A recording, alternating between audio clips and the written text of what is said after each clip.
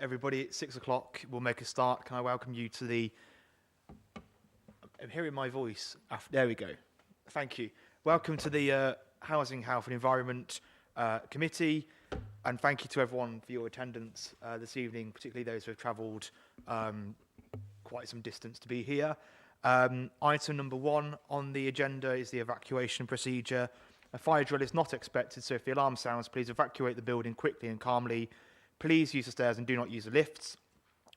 Once out of the building, please gather outside the Lloyds Bank on the opposite side of the road. Exit by the door which you entered the room or by the fire exits, which are clearly indicated by the standard green fire exit signs. If you need any assistance in evacuating the building, please make yourself known to a member of staff. Could I also remind people to turn their mobile phones off or set to silent, and a reminder as well that this meeting is being live streamed onto the Council's YouTube page. Item number 2, to receive any apologies for absence. All members are present. Are there any apologies from officers? No? Fine. Great. Item number 3 is to receive the minutes of the meeting held on the 2nd of February 2023. I've gone through those minutes and I believe them to be a true and accurate record, so I propose those. Seconded by Councillor Kenner. Any member wish to speak? No indication. All those in favour, please show. Against? Abstentions? That's carried. Thank you.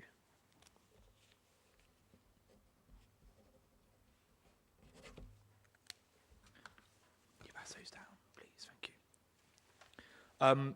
Item number 4, declarations of interest. Are there any declarations? Councillor Beetham. On item 10, I will leave the room as I'm a member of the Pride and Camp Hill board. Councillor Shires. I'm also a member of the Camp Hill board, so I'd have to leave the room too. If we can have those declarations minuted, please. Any further declarations? No.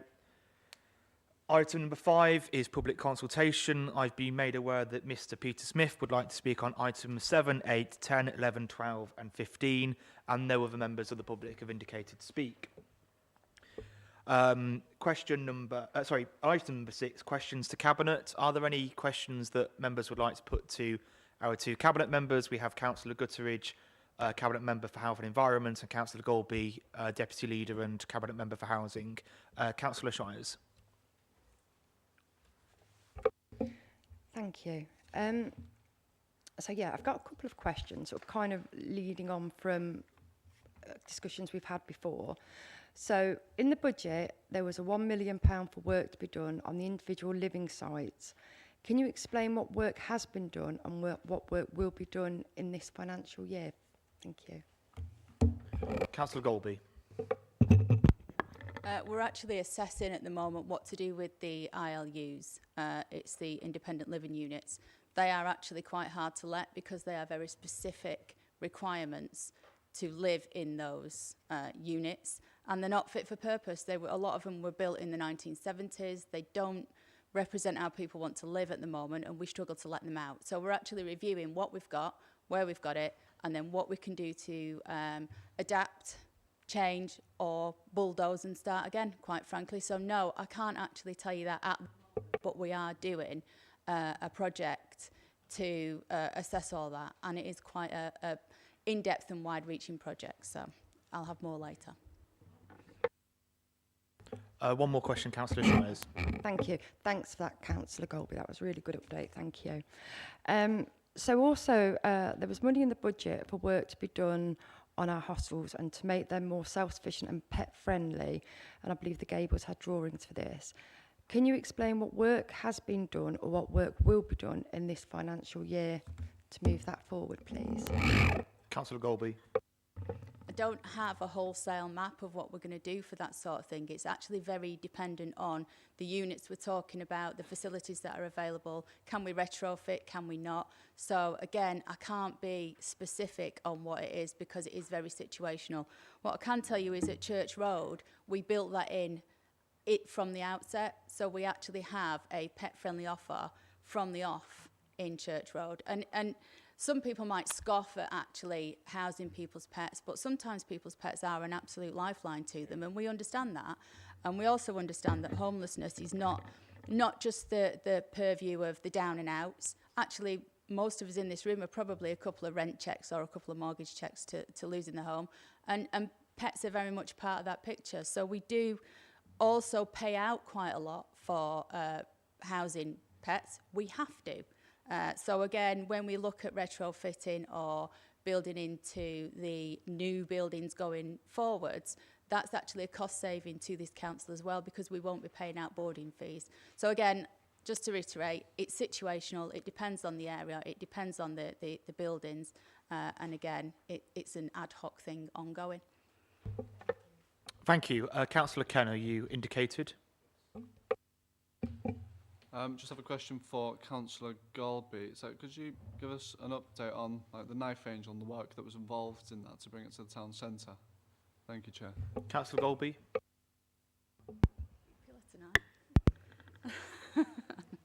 The knife range, I'm actually really pleased to be able to start talking about this. There's been a lot of work gone on by not necessarily me, but officers, and Chris and his team have had a lot to do with it as well. So, you know, hats off to the police in all of this. There's been some really good strategic work on a local level between Nuneaton and Bedworth Police and Nuneaton and Bedworth Borough Council to actually bring this in. We've got a nice space out front now where the fountain was, and we are going to utilise that. And the first thing we are going to do is bring the Knife Angel to town. It's a massive structure made out of, I think it's 100,000 seized weapons, is it, Chris? Something like that. And we will be expecting its arrival in June. But before it gets here, we're actually building an educational piece around it. So we're not just going to bring the sculpture into town, dump it there and go, oh, doesn't it look fabulous? We're actually building a piece around it to try and educate, reduce knife crime, reduce antisocial behaviour. And it is quite a stark piece when you go and look at it. It's very moving, but there is a strong message there. And it's that strong message that we want to bring to the town and try and get that out to people in Nuneaton and Bedworth, certainly that are carrying knives at the moment, that we need to change. We need to change that.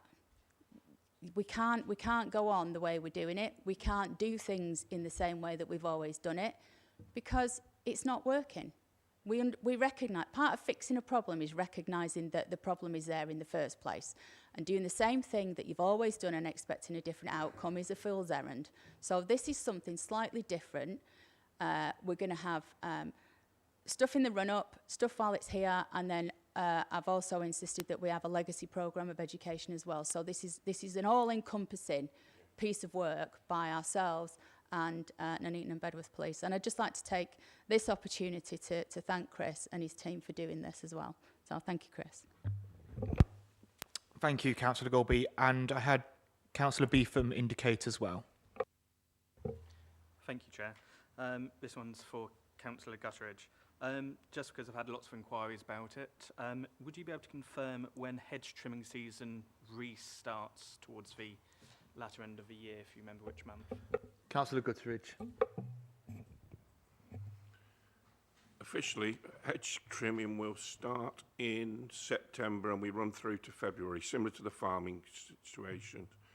But there is exceptions where you can get a delegation to cut hedges, but it's a very costly situation and takes a lot of officer time, which I am very short of at this present time. Any further questions to Cabinet? No? Okay, in which case we'll go to the next item, which is an update from Philip Seckham, our Police and Crime Commissioner. Commissioner, thank you very much for coming this evening. If I allow you to present your report to the committee, and I'm sure members may have some questions that they may want to ask. I'm not sure whether to stand or not, but I'm probably more comfortable sitting. So thank you for the invitation and the opportunity to come and address this important scrutiny committee here this evening. We've done quite a detailed report, which I hope you've all had a chance to have a look through. So I'm not going to speak for too long before inviting questions. Just to say that on that page 2 of the report about the Warwickshire Police and Crime Plan, now that forms part of the strategic direction that Warwickshire Police goes in, and I prepared it in 2021 following my election, and it reflects the manifesto I stood on, as well as a large chunk of consultation right around the county as well. And you'll see it's divided into 5 main areas. I won't go through them all, but I think that most of the topics that our residents are concerned about are listed there somewhere. The one thing you won't know so much about is that column 5, which is I chair the Warwickshire Local Criminal Justice Board, which brings together the courts, CPS, probation, victims, organisations, defence lawyers and others, whereby we are at the moment plainly tackling the backlog, or trying to tackle the backlog in the Crown Court system, which is impacting not well on many victims, particularly of more violent crimes. So that I'm very happy to talk about that as well. I've been through all the points in there. It's given you an update. We've tried to make it focused as much as we can on Nuneaton and Bedworth, and I'm very happy to take some questions. Thank you, Commissioner. On this item, we do have a public speaker, and that is Mr. Peter Smith. You can start your comments.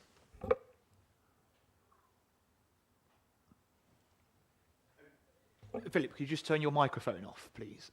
There we go. Right. Firstly, I'd like to, who's this report for? As it appears to be only written for corporate partners in your own little self-interest group. It only deals with who you're going to share our money with. Nothing in this script addresses the real issues facing the people who you demand funding from, handing out to your special interest groups.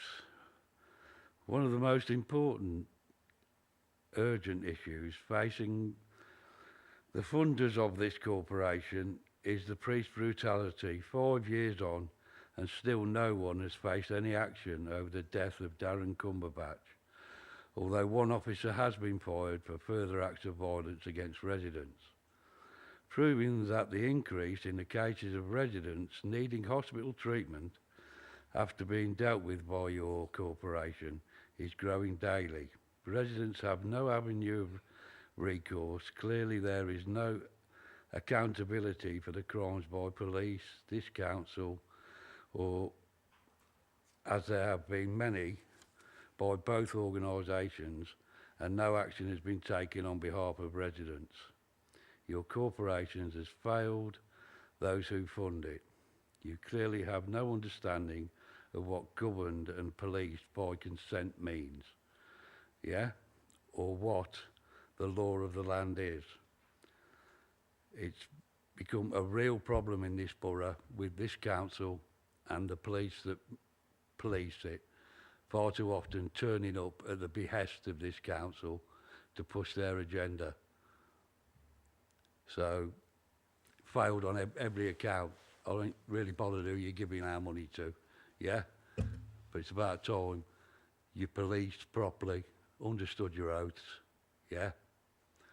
Although not that I mean anything to you, any of you. The treatment by this council and the force within this borough is absolutely despicable. 5 years, that family is still suffering, yeah? You've done nothing, not one thing, yeah? The people that did it, yeah, are still policing this area. Yeah, and you're on about safety in the community. We're not safe from you lot. So I suggest you redress that. Yeah, go away and have a little chat with your stuffed shirts. Well, with respect, the Commissioner is not responsible for operational policing in the county, and for that reason, it would be unfair of me to ask him to respond to those points. The body accountable is the independent office. It's called the independent order. It's called the Independent Office for Police Conduct. Commissioner, if you wanted to respond, I'm happy for you to, but I understand it's not your remit. Yeah, I mean, a lot of topics were covered in there, covering both my organisation and indeed the council. I wasn't aware you made any questions. I think there was a series of statements that you made. I don't agree. I do not agree with the points that you made, but I don't propose to go through all of them now, Chair. Commissioner, we'll now come to questions from members of the committee, and I will start off. I wondered if you could give us an update on policing numbers in the Nuneaton and Bedworth, specifically safer neighbourhood teams. Okay, firstly, the total number of officers in Warwickshire has now exceeded 1,100, which is a target we had. When I started this job, we had 800. So we've had 300 extra police officers come into the force. To be fair, we still have some vacancies in our PCSOs, who are an inherent part of the safer neighbourhood teams, and we are absolutely wanting to double number of special constables we have who help out in lots of operational and indeed visibility ways. It's difficult to say exactly how many officers are responsible, if you like, for policing Nuneaton and Bedworth. Plainly, there's the safer neighbourhood teams. There are about 7 or 8 teams, I think, in the borough, which are all, I hope, all councillors know their names and get hold of them frequently, and I see some nodding. There are, within each team, there's 1 or 2 police officers, and then there are 1 or 2 PCSOs, and the safer neighbourhood team is really about problem solving. It's not about arresting alleged offenders. It's about working in partnership with all local groups to try and, principally, to prevent crime from happening in the first place.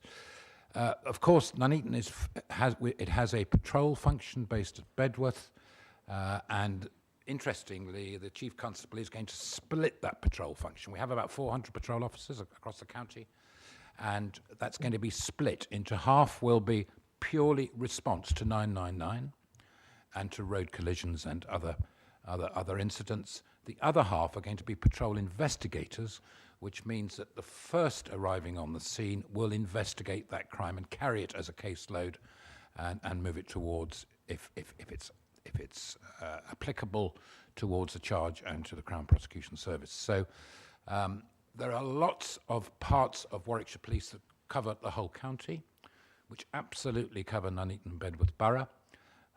We all know that the incidence of crime is probably higher there than most parts of Warwickshire, and the force is, it is established to deal with those crimes. So you probably get more police officers per head of population than, for example, in my part of the world down in the south. The way forward now is we want to increase those numbers. We're now well above where we were in 2010. I want to increase those numbers as we go forward, and we've just actually added another 10 in this year's budget, and 10 officers cost us £500,000, so it's not easy to just add on extra officers willy-nilly, but it does show you how much money that we have put increasing the force from 800 to 1,100 officers. Millions and millions of pounds have gone in to do that, half of which has come from the general taxpayer via the Home Office, and the other half has come from our local taxpayers, council taxpayers here in Warwickshire, and I've received significant support for that and encouragement to increase the numbers further. Thank you. I think it would be fair to say that one of the major issues in the Nuneaton and Bedworth at the moment that is becoming of real concern to residents is quad bikes and nuisance quad bikes. And I know that you're not responsible for operational policing, however, you are responsible for holding the Chief Constable to account. And I'd like to know what representations you've made as Commissioner to the Chief Constable to make sure that is actually an issue that he is treating with great importance. So I meet with the Chief Constable once a week and raise issues as they come. So they're sort of hot issues, if you like. And more than one occasion, we've discussed quad bikes, particularly in places like the Dingle, in Nuneaton, and other areas as well, and certainly right across the county. There is, we've just strengthened our roads policing team, actually, and they've got more bikes.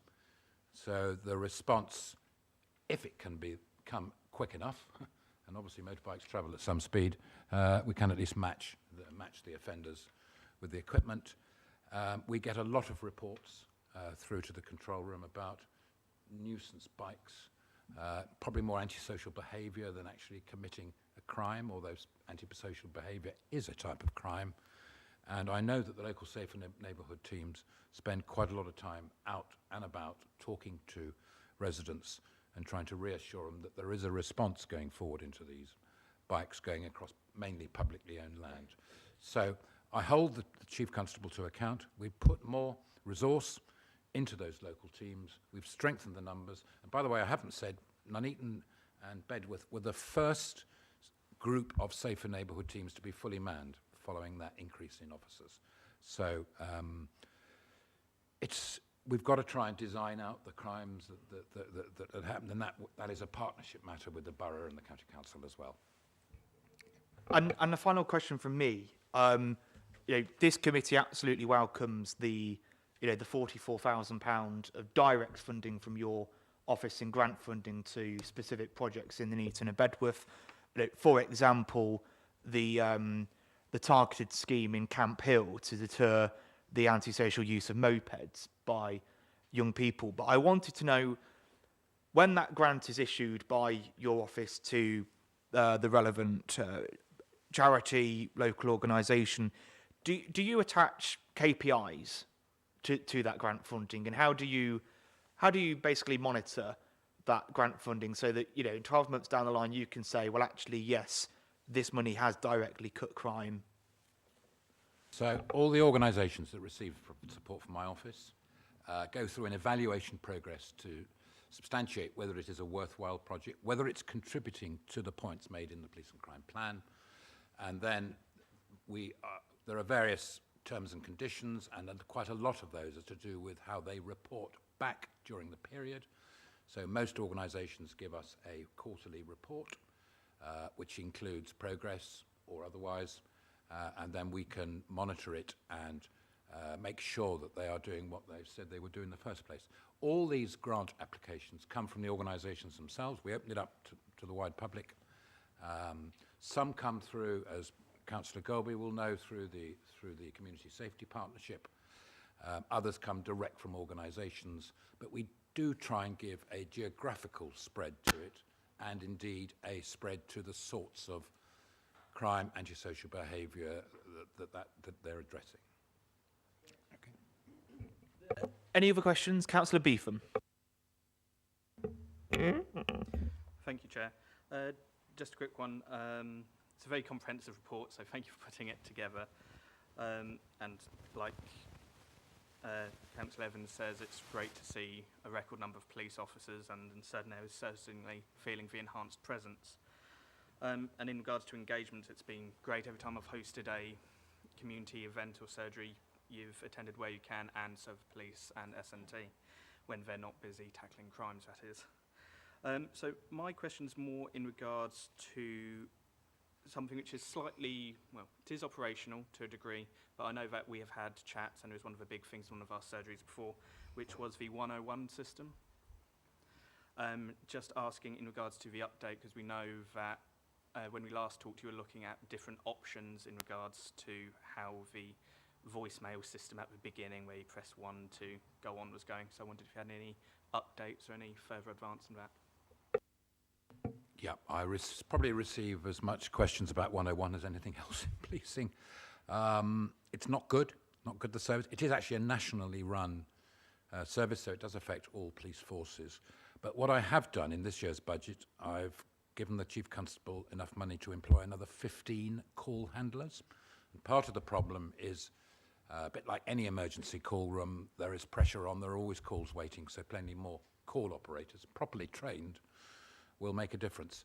I've also asked them to look at putting in a system whereby those of you who ring up, well, at least my GP, you're told you're number 10 in the queue or 2 in the queue, and that sort of thing. We want to do that, which I think will mean that people won't probably have to wait so long. We're also pushing, and it is being used more, that you can report a crime or intelligence online. It's called Single Online Home through the police website, and that is growing, so that's taking more pressure off 101 as well. The other point I would make is that we're the smallest force in the country, hopefully about not to be, if we can get a few more officers. But the call handlers are handling 999 and 101 calls. We don't have enough resource to just say you do one and you do the other. So plainly the 999 calls take precedence. But what we are trying to do is to have some that do one and some that do the other and some that do both, so we can try and make sure it's efficiently answered as possible. But yeah, I talk about 101 every single week. I get a weekly report on the KPIs of our control room, and 101 is something that I want to see a usable, user-friendly service to all of our residents.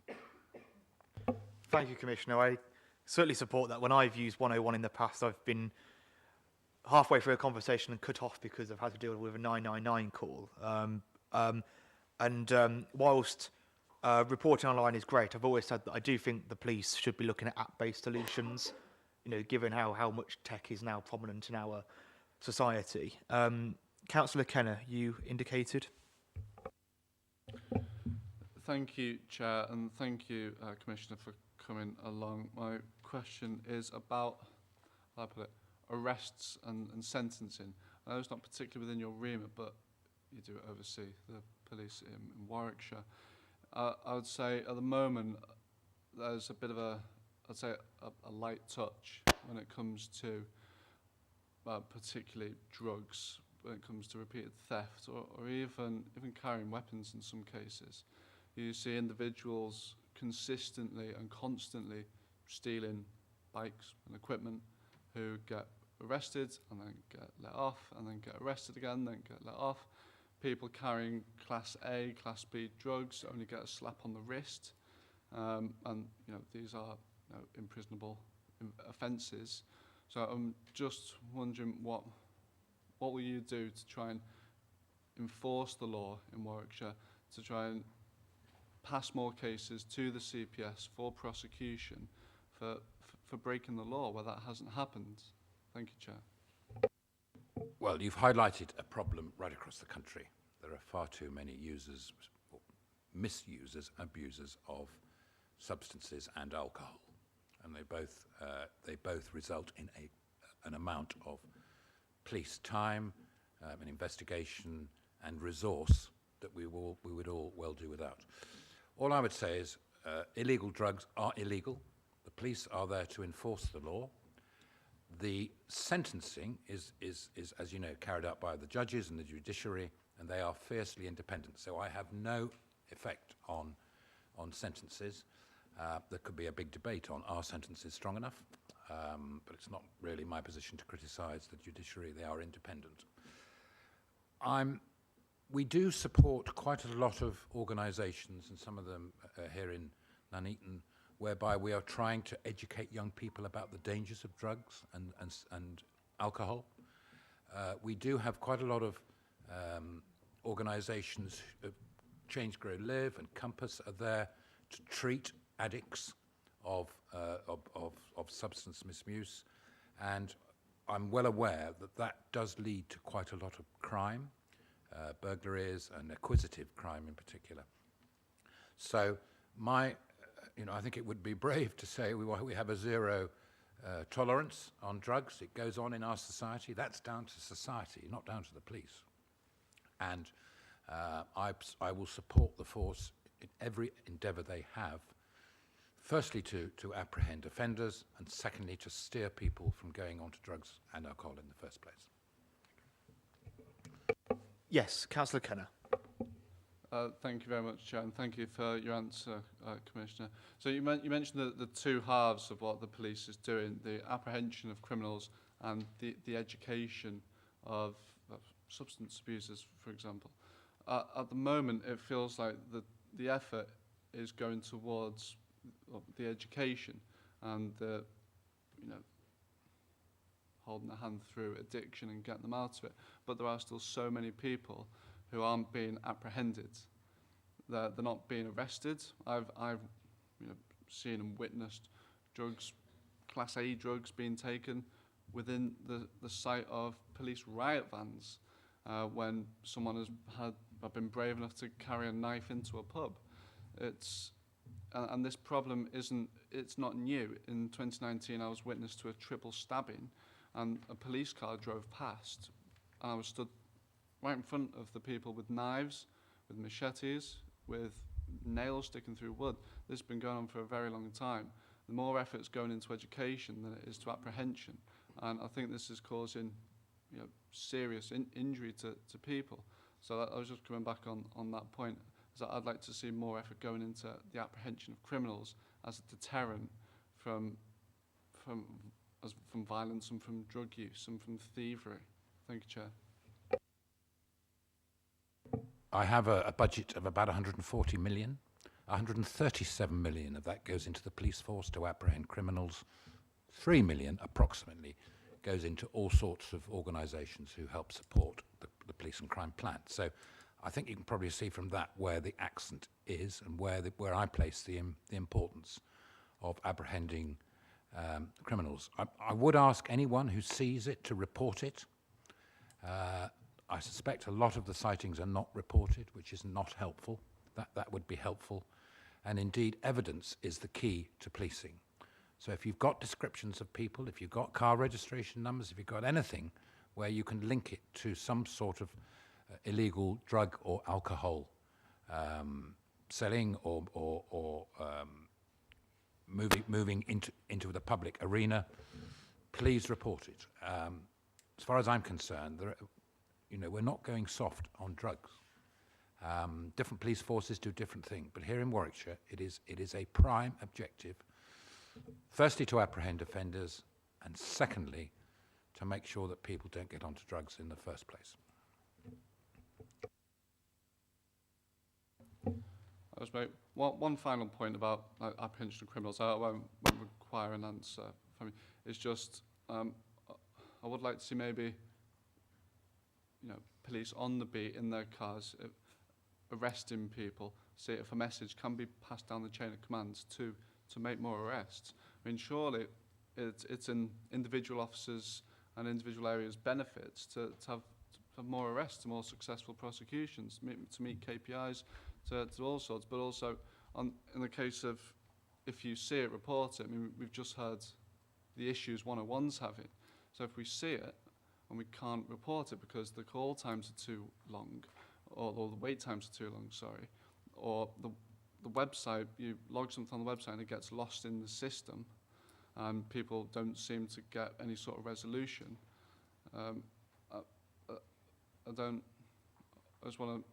there's an issue there, see it, report it, but people are struggling to report at the moment. And I know you mentioned your answer before, there's work going into that. It's just, I think more arrests would actually benefit without having the repeat offenders. There'd be less to report. Right. Do you want to come back, Commissioner? Thank you. I've got that message. Any police officer who sees a crime being committed has a duty to inspect, to arrest if necessary, and I don't doubt that.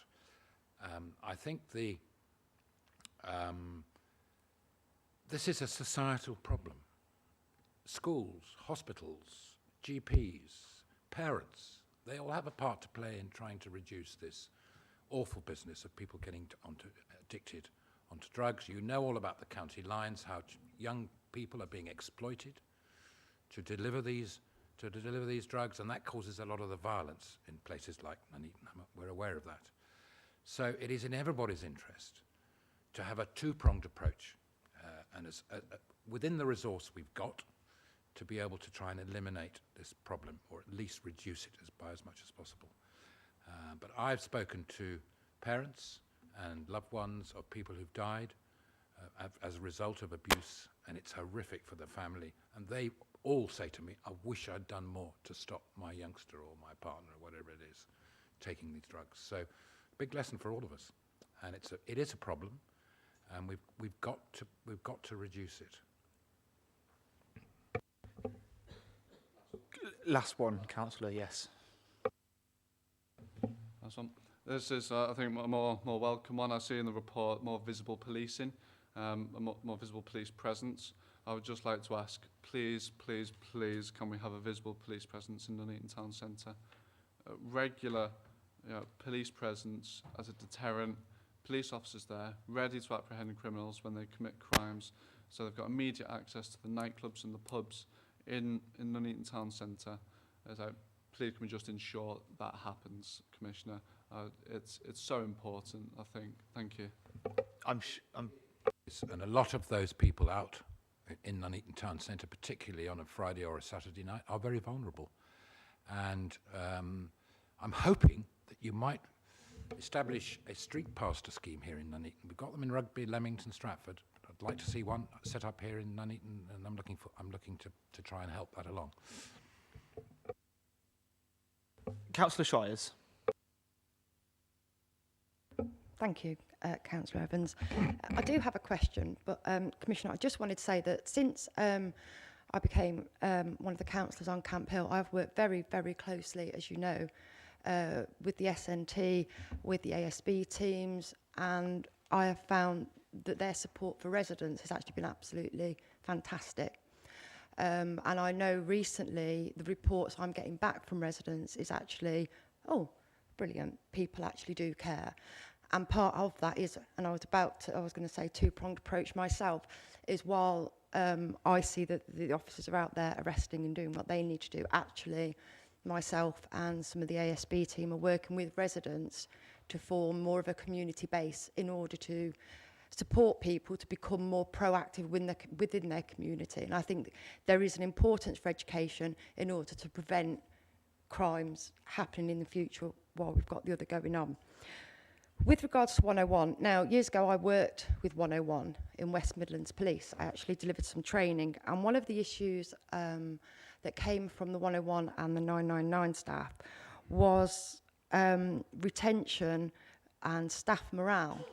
And one of the main issues that the managers faced was actually keeping morale at a high enough level so that people wanted to go to work based on the calls that they were receiving and sometimes the distress of the calls they were receiving.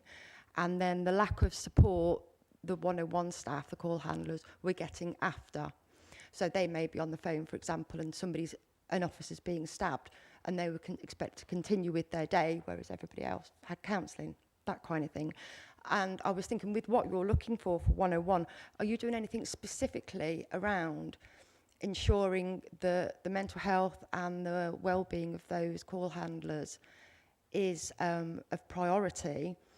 That actually there are systems in place that enable proper debriefing and where they have access to support. And then is that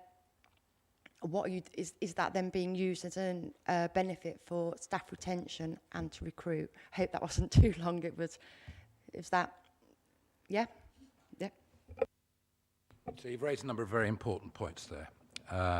Morale in any organisation is about leadership. It's about the top setting a good example. It's about respect both ways, up and down, and all those things about leadership, which I'm sure you're aware. Stress is something that affects our call handlers. Last week, we had a chap who rang up, said, I'm going to shoot myself, and he did while he was talking to the call handler. That is a really stressful thing to do.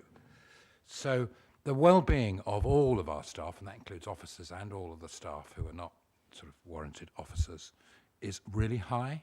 If you don't have a happy, well-led force with a good morale, with a sense of togetherness, with a team spirit and all those things, it doesn't work. So the Chief has made it one of her 3 priorities as the health and well-being of her staff. We put considerable resource into occupational therapy, into referrals to hospitals or mental health, and there's lots of good things going on. And I would like to think that our staff are, they have the ability to get help if they need it. Just on it is one of the most stressful places you can work in the police. I know it's not out and about arresting or toting weapons or anything like that, but it is difficult. It is very sensitive, and actually people only ring the police if they're in trouble or if they've got a problem. They don't ring up and say, well done. They ring up and they expect help. They expect immediate help if we can, and they want support, and they need to be directed to make sure that the right response in the reasonable time is given. So the other point about 101 is people do, our call handlers, it is an introduction to the police, and quite a lot of them become PCSOs or police officers. I had 2 in the last intake. So we need to make sure that it is a job within itself, and that it is respected, that it does feel very much part of the organisation, which it is. So thanks for raising those points. And then Councillor Gutteridge, as a cabin member, indicated earlier, if you still want to come in. Thank you, Chair. I fully welcome the report, Commissioner. I'd like just to come back to page 9 of your report, page 21 of our agenda, site hardening elements. I must say I'm about to build a new park in Nuneaton, and we've had the guy out from Nuneaton, from the police, advising us on the access to stop, obviously, the motorbikes and the caravans and whatever. And I thought he was a thoroughly professional chap, because when I build this park, I want it to be access for all. I'm very keen on that. I'm very keen on the play equipment, access for all abilities. So I thank you on that. I'd like to then move on to the landscape and biodiversity improvements. I instigated at Camp Hill. I want to plant wildflowers, and we're going to run a trial, and we've started at Camp Hill to look and see how they go. And the people up there, I can't get over how they come out, we have a chat, and this, that, and the other. I've planted trees with the help of the Forest and County Council. But, this is the big but, we then have problems with vandalism. Vandalism's on the trees. Vandalism on my wildflower meadows. They run through, which Councillor Evans started on about the quad bikes. This is scooters and motorbikes. So I was a bit upset about that. But I then move on to vandalism. I suffer vandalism on playground.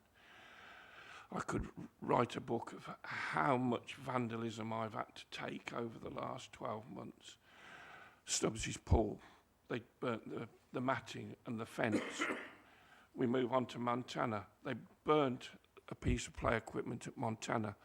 Stocking Ford, they cut a piece up with disc cutters. I move into into Nuneaton in Bedworth. They'd wrecked it before we even started. And then when we put it up, vandalised again. I then move on to, Kersley, within 4 days, £1,000 worth of damage. Miners Welfare Park, in the kids' playground, nice little piece of play equipment put up for the kiddies, vandalised with graffiti. Now, it does wear a bit thin, and I only have so much budget.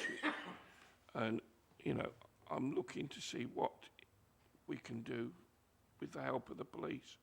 And the thing that does really upset me the most is the wanton vandalism of glass. They break bottles in kids' play areas, little play areas. I can't get over it. I've got 2 little grandsons, 10 weeks and 2 years old. It frightens me. What can we do to stop that? And if I can just come in before Commissioner and support what Councillor Gutteridge is doing, we've got exactly the same problem as well. I think with flower beds, we put them in, they rip them out, and it's all part of the broken glass theory, isn't it? If you're a young person and you get brought up in a vandalised area, you're more likely to commit crime when you go on to become an adult. It's a serious problem here that we're having, and Councillor Gutteridge, is in a position where I sympathise, because what's the point in him spending his budget on play equipment, in-grounds maintenance on flower beds, new trees, if it's just going to be vandalised in a few days down the line? That's the situation we've got in the borough at the moment. Well, it doesn't say much about our society, but I totally believe what you told me this evening. You didn't mention fly tipping either, which is something else that the borough has to pick up the cost of.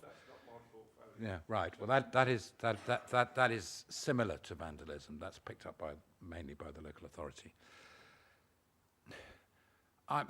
Sometimes I pull my hair out, what I've got left, at what people do and why they do it. I don't understand vandalism, if I'm perfectly honest. I can probably understand why people commit crime to make money, and that's why people mainly do commit crime. But just pure vandalism for the sake of it, I don't understand. So the question you've asked is something that probably we need to look at in depth and discuss and try to come up with some solutions. I mean, that site hardening thing, to be fair, that was put forward by the Nuneaton Bedworth Community Safety Partnership as a top priority for what we call target hardening, to try and reduce antisocial behaviour in an area with lighting, with access, or no access for vehicles and motorbikes and all that sort of thing. So that's important. But why someone would want to pull up a flower bed and vandalise it, I have no idea. I hope my children wouldn't do it. And I think we need to educate. It has to be the way to do it, because it's very rarely, I suspect, that the police will apprehend offenders. If residents see it happening, they need to report it. But what I do think, though, is that if areas are smartened up, and that's plainly what you're trying to do, that does reduce antisocial behaviour before the vandals get at it. So this is a problem. It isn't just Nuneaton. This happens right all across the country, and I think we need to sit down. We need to think how we can reduce that antisocial behaviour, which is what it is, and how we can come to a partnership decision to try and make it more difficult for people to do it in the first place. Thank you. Can I just say about knife crime? The ground care contractors we've got, they stopped when they found a knife 200 metres from a little school, rang the police came, fair dues, and they took the knife away, and transpires they took the fingerprints off it, and a conviction proceeded. So we can't thank them enough. I've told the ground care contractors, pick the knife, if they ring the police about knives, or pick them up if they find an old kitchen knife or something like that in the rough or anything. But they are picking up quite a lot of knives in the borough, and I fully support Councillor Golby on bringing the knife statue. It can't come soon enough, and let's see if we can educate some of the school children, get schools to go and look at it, get the teachers to go and look at it. I must put a prejudicial into, I suppose it is. I have a daughter who's a deputy head in a school, and she's already decided that she'd like to bring the children to look at it. So I think, education, but the vandalism, I can't carry on the way I'm carrying on. My budget won't exist.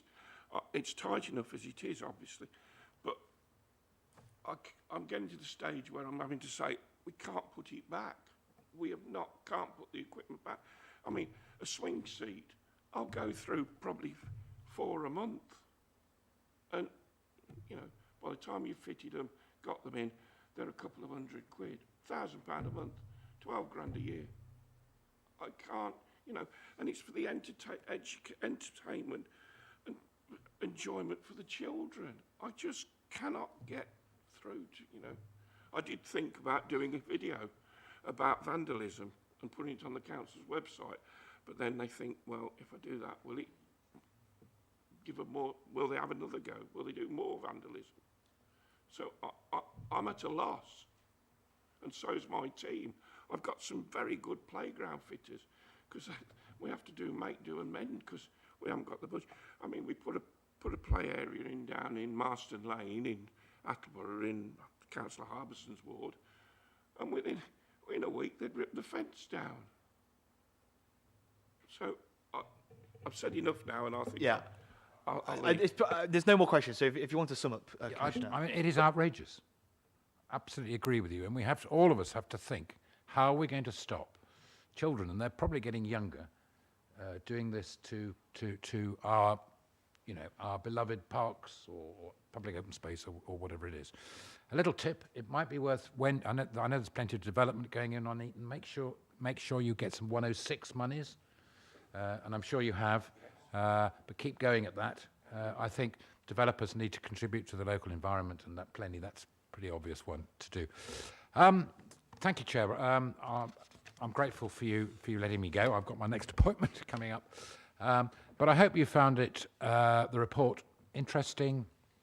My job covers a variety of topics, so I can't be an expert on everything, I'm afraid. But I do try and keep my sort of my head as to what's going on. And the main thing I do, always remember that I was elected by the residents of Warwickshire.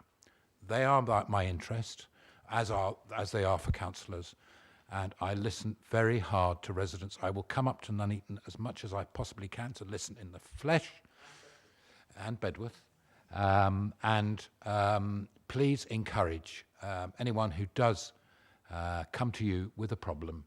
If it needs reporting to the police, please do. If it's something you think I can help with, please report it to my office, and we'll do that. So thank you very much. Thank you very much. You can escape now for your next meeting. Thank you very much for your attendance. It's been great having you. Councillor, Quick question. Councillor Wright, the commission. Got one question, Councillor Wright. Okay, yes, I'll make this a quick one then. Thank you, Commissioner, for the very detailed report. Just turn to page 11, the road safety, where you quite rightly highlight the tragic consequences of dangerous driving. Would you agree that this is something that needs to be cracked down on, and that behaviour such as the use of a vehicle to threaten or intimidate other road users is completely unacceptable, and that hate crimes directed at cyclists need to be treated with the seriousness that they deserve? Thank you. I'm interested in all road users, whether they're on 4 wheels, 2 wheels, or on foot, to try and make that space as safe as we possibly can. It is outrageous if somebody drives a car at anybody, and a car is a dangerous weapon in respect of that. So absolutely, that we need to make sure that does not happen. We've strengthened the roads policing team, and actually our roads policing covers the whole county plainly, and it does quite a lot of arrests. And often you stop a car because it hasn't got a brake light, and you might find, you know, a quantity of Class A, B or C drugs in the boot. So they are very much part of the team to arrest those that break the law, be it by driving or by actually what they're doing or what they're carrying on the road. So it's a really important part of my job. I chair the Warwickshire Road Safety Partnership. We've set a target of reducing our fatalities and serious injuries on our roads by 50% by 2030. That is some challenge. There are more cars on the road. Often those involved in incidents aren't Warwickshire residents, so it's quite difficult to educate people who live elsewhere. But we do absolutely enforce the highway code, and I know that the new changes for cyclists, you mentioned cyclists, is very important for them. And although we seem to have the Tour de France past my house every day of the weekend, they have every right to be on the road, and they need to be respected, as indeed do drivers, horse riders, pedestrians, and anyone else who's on the roads. Absolutely, and we shouldn't be light on activists as well. We've had in Warwickshire in particular, we've had a surge in nuisance extinction rebellion activists. In particular, they closed off the M6 last year, causing millions of pounds of economic damage to this county, and we shouldn't be light on Extinction Rebellion and the misery that they've been causing motorists across the country. And I know that you won't be light on that, Commissioner. So, well, I mean, yes. I'm aware of that, and that's a national problem. We did have the oil protest at Kingsbury. We spent over £1 million policing that. I mean, these things cost a lot of money, which we don't always have. So, absolutely, there is good intelligence now on social media, particularly about when some of the things are going to happen, so the police can actually prepare for it. But, you know, if they're going to jump on a snooker table or you know, other things, it's difficult to predict and prevent sometimes. Okay. And on that note, thank you so much. Thank you very much. Our next item on the agenda, item 8, we have a presentation from P3. I asked for this presentation to come to the panel because there was some not so much confusion, but there was an interest amongst members of this committee about what the relationship was between this council and P3, and I just thought it might be good for you to come and tell us a bit more about what you do. So we've got Amy Winter, who's Head of Support and Community Services at P3, and Jen Baker and Izzy Hawkins, who are Operation Managers. So do you want to start with your presentation? That would be great. We've got copies of it in front of us, so... Yeah, thank you very much. We always really appreciate an opportunity to talk about our services and spread some awareness about what we do within the region. So you've got your presentation within your agenda. Chair has already introduced us, so I'm the Head of Services for Coventry and Warwickshire, and Jen and Izzy are Operations Managers. Jennifer looks after our floating support, and Izzy looks after our accommodation-based services. A little more about P3 in general. We were established in 1972. P3 stands for People, Potential, Possibilities. And we're a social enterprise charity that operates across the UK to support socially excluded and vulnerable people. We specialise in homelessness services, supported housing. We support people recovering from ill mental health. We give community advice, and we also have some young people's services within the region as well. We're very much guided by our mission, vision and values, which you can read in your agenda there. And that really is driven by our executive leadership, right from our CEO all the way down. Our mission, vision and values really are at the heart of what we do in our everyday service delivery. Throughout this region, so Coventry and Warwickshire, we're currently supporting 687 people at any one time, and that includes adults and young people. And we have 140 staff, which includes managers, support staff, link workers, and ancillary staff such as administrators and housekeepers. I'm going to hand over to Jen, who is going to give a little bit more detail about the floating support services that she oversees for Warwickshire.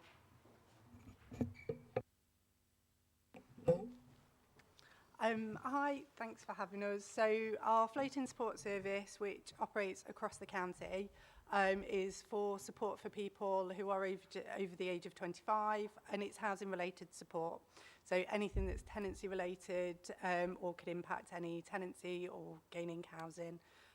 We support people for up to 1 year. Generally, it could take a few weeks, depending on what their needs are, or they could be with service just over those 12 months, and that's okay as long as we're working towards the outcomes. We have a hybrid approach to the support, so we will visit people in their homes. We see people from our hub, face-to-face telephone support. It's about what suits the person that we're supporting.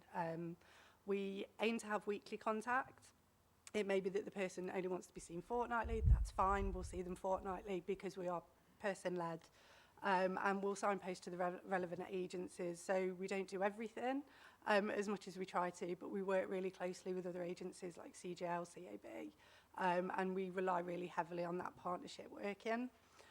We also have our intensive floating support service. So that is really for people that have more higher support needs than what our floating support has capacity to be able to deliver. And again, it's around housing related support. The majority of people within there may be in temporary accommodation, and just need that extra support. It's intensive, it's high support, they get more support visits a week with that one. And we work closely with other P3 services, so we've had real success with our intensive, moving people into our accommodation services, and when they don't need that intensive, we'll move them down to floating support if they still need that. Again, across the county, we also have our street outreach team. So they go out once a week, 5 o'clock in the morning, and we work really closely. We try and get street links through, so we get those through. So if you see anybody or you suspect somebody sleeping in a tent or homeless, we'll go out, we'll see them, we'll offer them support, we'll take them a hot drink, get them some food if that's what they need, and try and work with them to move them into suitable accommodation, be that temp or P3 accommodation, or whatever works for them. And that is really heavily relying on a partnership working multi-agency approach to make sure we provide that person with the right support, or if they're, you know, passing through the area, we'll work really hard to try and get them in back home and work with them on that. And then the kind of the last part that we have is our advice service, which operates through our navigator. So we have a hub which is on Abbey Street, and that's available to everyone to drop in. We have appointments, but you can drop in Mondays, Wednesdays, Fridays, between 10 and 3. And they're one-off advice sessions. We may signpost, we may be able to fill out forms on the day. We may signpost for floating support if more ongoing support is needed. And it may be that 3 or 4 advice sessions are needed, and that's fine. We'll keep in contact with that person. We've also been offering outreach sessions at the Harbour Centre in Bedworth, and they've been happening fortnightly on a Thursday to try and reach people that maybe can't make it into Nuneaton onto the high street. So we've recently done an annual review, which was from January 2022 to December. And from that, we were able to support 564 people throughout the year across the county, and 70 people through our intensive floating support service. 865 people have been seen through our navigators for advice, and 93% of the people we supported were successful in managing their tenancy or their accommodation, which is really, really positive. And 94% we supported were successful in better managing their finances. 182 people we were able to engage with through our early morning street outreach sessions. So really positive work.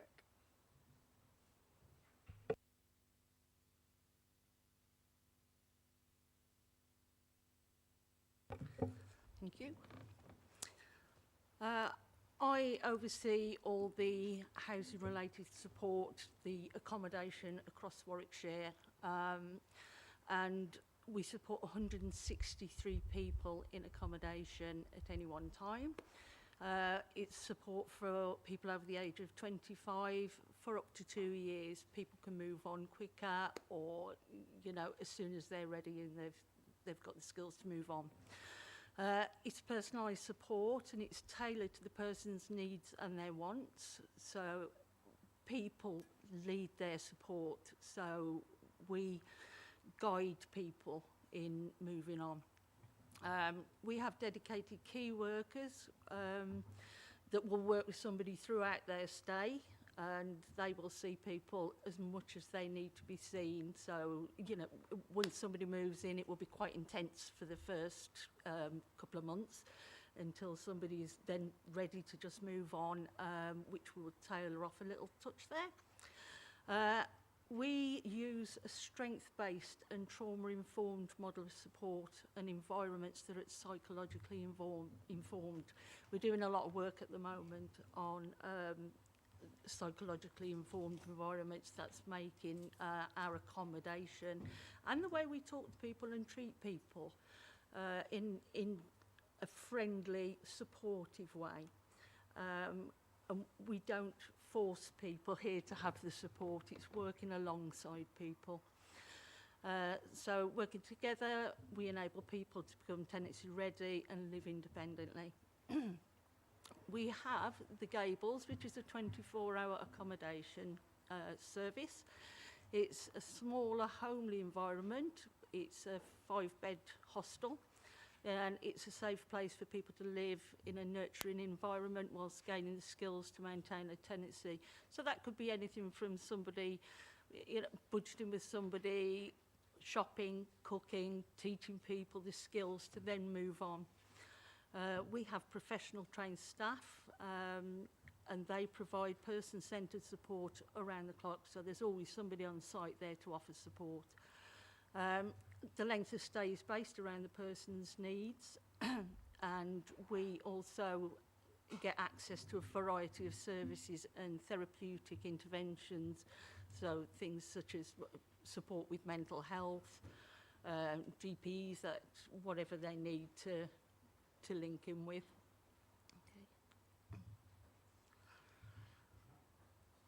And our accommodation, we have dispersed accommodation, and we support 54 people in dispersed properties across Nuneaton and Atherstone at the moment. People will receive the support in the accommodation to enable them to become more independent and move on to more permanent accommodation. And again, we have dedicated key workers who will guide people through their stay and be led by the people and what they need. And we use strength-based trauma-informed models. Thank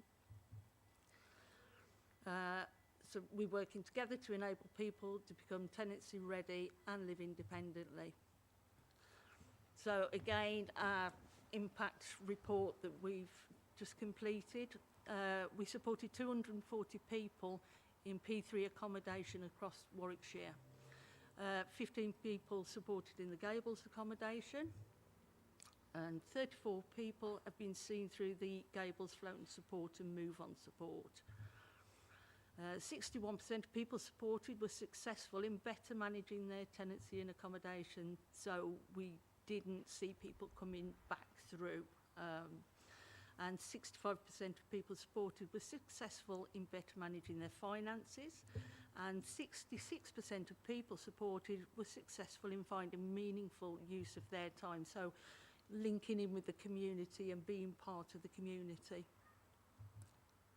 Thank you. Thank you very much. I do have a public speaker on this item. Mr. Smith will get 3 minutes to speak. Mr. Smith, if you'd like to have your 3 minutes. Though I don't understand the corporate nature of this exercise, there's very little feedback, no customers, you know what I mean? We've got no information on how customers feel served by your service, you know what I mean? It's all about corporate, how much money, yeah, figures, people going through the doors, whether the service is appreciated by the people that you serve, yeah? There's no, it's a constant feature with these things. They just ask you to turn up with a corporate, but it's about getting some sort of public accountability in these things, yeah? There's no customer feedback. Like, you get no customer feedback for how this lot serves, yeah? And that lot, you know what I mean, ladies?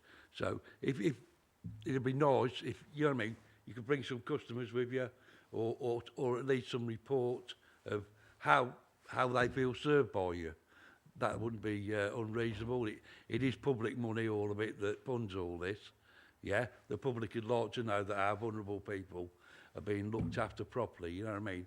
And that if they have any feedback, that they're being listened to, yeah? That's the one thing I can take from this. As ever, no public input, you know what I mean? Which these don't like anyway, as you can see the way they treated the public last night, yeah? But for your organisation, it would be nice if you could give some public feedback, yeah? Thank you very much, ladies. Well, I think the data speaks for itself, Mr. Smith. I mean, 93% of people supported were successful in better managing their tenancy. 94% were successful in managing their finances better. 564 people through the doors under the floating support. 865 people have been seen through Navigators for Advice. It's all in here. These are people, 865 people. Anyway, all right, okay, moving on. Mike, I've got some questions that I'd like to ask under this. Mr. Smith, thank you. I wanted to ask, a lot of the people who come through the door obviously will be vulnerable people, may not be in employment. I wanted to know, how do you basically, what's the word? I mean, basically what I want to know is, in terms of employability skills, how do you get that across to our service users who come to you? And what do you do to support them? Because inevitably, we all know that the best way out of poverty is to have a job. So I just wanted to know what you do on that. Yeah, absolutely. And it's really important that the people we work with sort of understand the limitations of social housing, the limitations of even in the private sector, that there is a lack of housing, and actually the best way out of that is to go through education or employment, so as they have a better future for themselves. And part of our impact reports, where it looks at meaningful use of time, some of that does include education and employment. So obviously it's a case-by-case basis, because of course we do work with people that might not be able to go into employment. But the ones that can, we can signpost to different partners, and we can help get people into education and also learn what benefits they would be able to get or not get that might be affected by education or employment. So it is the end goal for some of the people that we support, but not all. But it certainly is important to us to be able to give people a vision for their future, that is something that they can think about. We also have people that, you know, come through our services that may well have had a career in the past, or have been through education and then have hit hard times and don't see that that's something that they can have again, and actually is, and we will support them to do that. We want the people that come through P3 to be really valuable members of the community and be involved, whether that's through volunteering, education, employment. I think, you know, we've already heard some things tonight where we feel we could get involved, and that we've got people within our services that we could get involved in certain initiatives. So we are always looking at ways to make people realise their value and their worth, and that they can become, you know, a really valuable member of society again, potentially.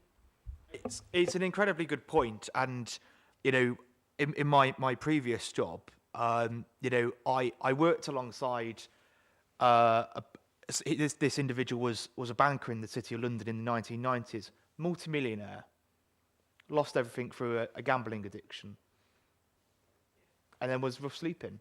It can happen to anyone.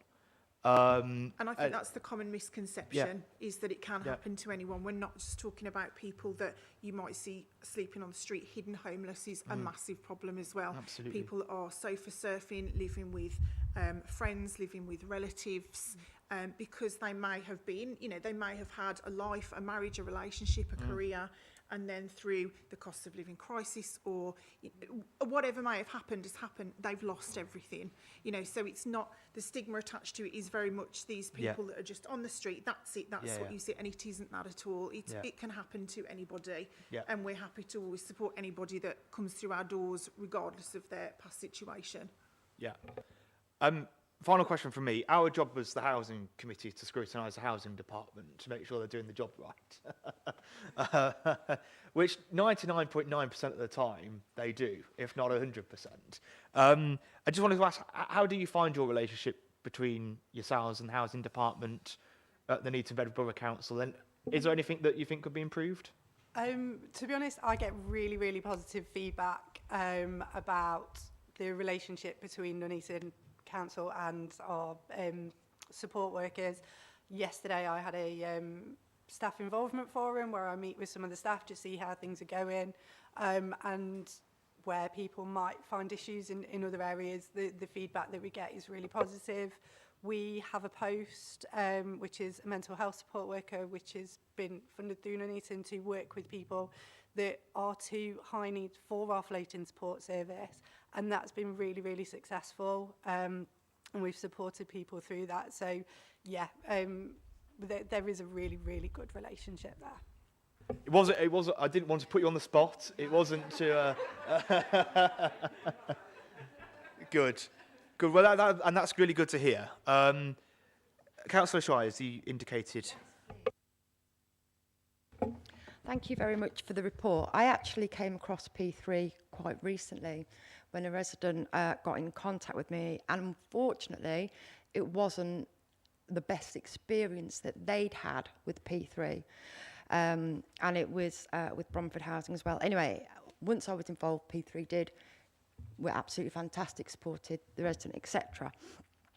My one concern, and it has been something I have been meaning to bring up, is that where the property is located, and this is going to pull on to a safeguarding what your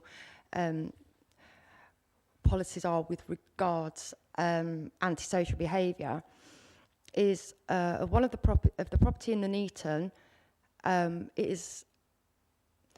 It is suspected by support workers and the families that live there that one of the neighbours is actually smoking drugs. And the smell is very prevalent in the area, but nobody seems to be able to actually do anything. I raised this with the support worker at the time of, this is a safeguarding issue, this is a criminal, blah, blah, blah, blah. So for me, in reading all this and how brilliant it all is, and obviously with the 79%, there is still a percentage there that aren't going through. I've worked in the voluntary sector, that always happens. So what is your line with regards ensuring that these vulnerable young people who we don't want to go through addiction, who we want to, steer away from that and have all the life chances, what is it at the basis that you're actually doing to ensure that that doesn't happen, and that our vulnerable young people and their children are safe within your homes? So I think I know kind of which property you are on about there. I looked after young people's services. I was the service manager up until December and moved into this post. And it is an ongoing thing, and we work really closely because sometimes the difficulty is when it's not our accommodation, we're not supporting those people. It is difficult, so we try work really closely with the landlords, and we have kind of procedures in place for the young people to share. And it's difficult because sometimes there's a fear of backlash and how that's going to impact. But our priority is making sure those young people and their children are safe, and we will carry out necessary safeguardings if we need to, and we will contact the police if we need to, and we have done that, to make sure that the people that are in our accommodation are safe. It can be difficult, I'm not going to lie, and sometimes we don't always get it right, and we're always looking to improve, and we want to get better, so hearing when we're not getting it right is really important. And if there are those problems, we need to know about it, because when we're not there, we don't know what's going on unless people tell us, and we do rely really heavily on people being upfront and honest with us and letting us know so that we can try and deal with any issues like that. So yeah, it is frustrating from our point of view as well, where we don't have that control. But in terms of if it's something where we do have control, then we have policies, we have procedures, and we will follow those. Is that okay? Thank you for that. It is great to hear, and thankfully we've got our ASB and the police here today, so potentially there's a link in while you're here to discuss that, because I think you and I know that it is happening there, and maybe this is something that needs looking into. Okay, thanks. We'll go to Councillor Beetham. Brilliant, thank you. Two questions, do it all at the same time, but first one is, what's sort of the main referrals that you get in? Is it from other people signposting to yourselves? Is it on the door, phone calls, online, that sort of thing? And the second bit is, how has P3 changed since, let's say, pre-pandemic, pandemic, and then now, and where you think you're going to end up in the next few years? So in terms of referrals, all of those that you just said, there are multiple ways that people can refer into our services. It does depend on which type of service. For easy services, the referrals do come direct through the council. We have a website which talks about all of our services across the UK, and depending on the area that you live, you can click on that area and it will give you a free phone number, or there are online referrals that people can fill in. Other partners and providers can refer into us. There's lots of ways. Social workers can come to us. We'll pretty much take a referral from anywhere, to be perfectly honest with you, and if it's suitable and we feel that we can help that person, we will look at what we might be able to do for them going forward. The website is probably one of the best places to go, but we do also do lots of promotion around the region, handing out leaflets so as people have the free phone number, the website, the addresses of hubs that they can go to if they just want advice maybe. So we do try and push that out across the region, so as people always have that information to hand if they want to pass that on to somebody or if they might need it for themselves. In terms of how we've changed, I mean, through the pandemic, as you can imagine, it was very, very difficult to provide face-to-face support people. So we were really faced with a unique set of challenges in how we continue to support very vulnerable people without always being able to sit directly in front of them and do that. I think, as we've all learnt, Teams has become very important in our lives. The use of, mobile phones. We've been able to provide people we've supported with mobile phones and technology if they didn't have it or couldn't afford to do that, so that they were still able to have regular contact with their key workers. And that was a real important and valuable way of staying in touch with people. Of course, we continued with street outreach during those times, and we were just able to put in the measures to, that staff were protected and that people we were going out to support were protected in terms of using PPE and safety measures, and having lots of policy and procedure and contingency plans in place. If we did experience outbreaks, that we still had a backup plan of staff to continue the service delivery. I think what we've learned, and actually we've put it into our annual reports across the region, is that we've learned a real hybrid approach now to our support. So we haven't gone exactly back to how we were before. We've kind of evolved and been able to use technology in different ways of supporting people to really mould it around people's needs. So, some people love that face-to-face experience week in, week out. They want to see us. Some people prefer fortnightly and then a phone call or a Teams call or a WhatsApp message. And it's really enabled us to look at what people need and what people are most comfortable with in terms of their journey with us and how they want to be supported. So I think that's just changed the way we actually provide our support now and given us sort of extra ways. We don't just have to do the face-to-face. We can use technology to be able to provide different means of support. What we have found is that some of our partners and other agencies haven't fully gone back to face-to-face support either. So we're still having to figure out ways of using technology and other methods to support people, make referrals or get other partners involved in their support, because there's still some anxiety, let's say, around getting a lot of people in a room doing face-to-face support. If people that we're supporting, if we do know they have COVID still at the moment or are not still contracting that. So we've really had to adapt our approach, but actually I think it's been for the better, and we've learned a lot of valuable lessons about how we can make our reach go even further by using technology to support people. That's great. And Councillor Cape. Thanks. It's three separate bits. The first bit is actually a question which is quite dear to me, which is there's a lot of data that says that many ex-servicemen sleep rough. Now, is there any way through your system that without intruding on them and as part of your evaluation, and if they're willing, that you could capture that data so that we've got a rough idea about how many ex-military rough sleepers there are about, and then we can target that, and there are maybe other areas that can help fund you with that particular aspect. The second one was for my information. When you talk about young people, I just wondered what the proportion is, male, female, whether there is a prevalence of one over the other, or whether it's 50-50. And the last point was kind of coming on from what Mr. Smith was on about, but perhaps in a slightly different way. Have you considered, or do you do some kind of internal validation, customer feedback, and perhaps if you give us a courtesy of coming again and explaining what you do another time, you might be able to present that data in a way that would help the public.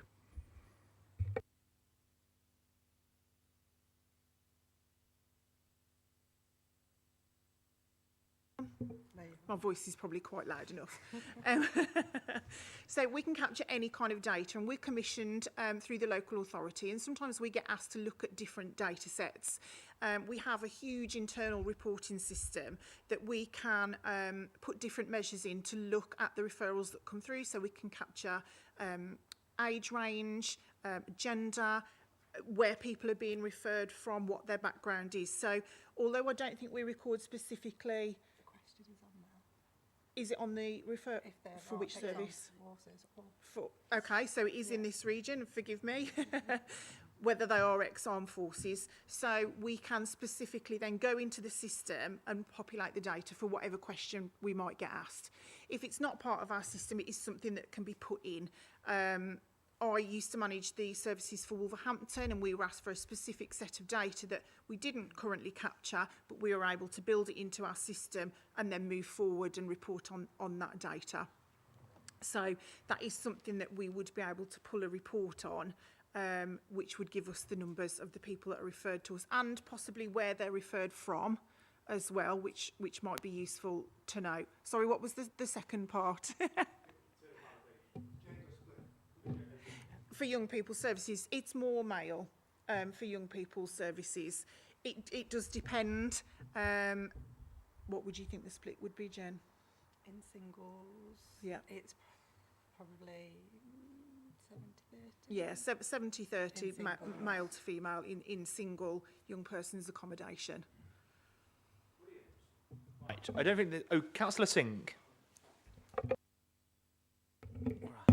Right. Just on this, where it says 75% of the young people were successful in finding meaningful use of their time.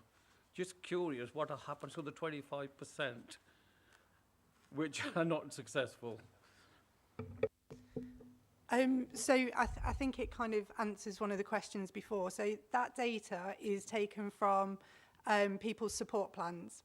People's support plans is led by that person. So they kind of score themselves on where they think they are at the end of their support. So all of those, that percentages that you see is feedback from the people that we support, because they're the ones that have decided, I think I've achieved the best that I can. So with that 25% of the meaningful use of time, that just means that they've maybe not moved forward on it. It could be that they've not wanted to access education or volunteering or gone into work. And then when they leave us, sometimes what they do is then that's when they decide they want to go into work, or they want to wait until they've moved out of our accommodation and then they want to go into it. But, you know, we don't kind of see that as moving forward, but that's their choice. So, but I think with the feedback as well, sorry, we didn't kind of say, we do a lot of feedback. We have feedback sessions, we do quality calls whilst people are being supported with us. We do case studies, we do end of support, and we invite people in. And we also have our People Shaping P3, when we invite people to be involved in our organisation.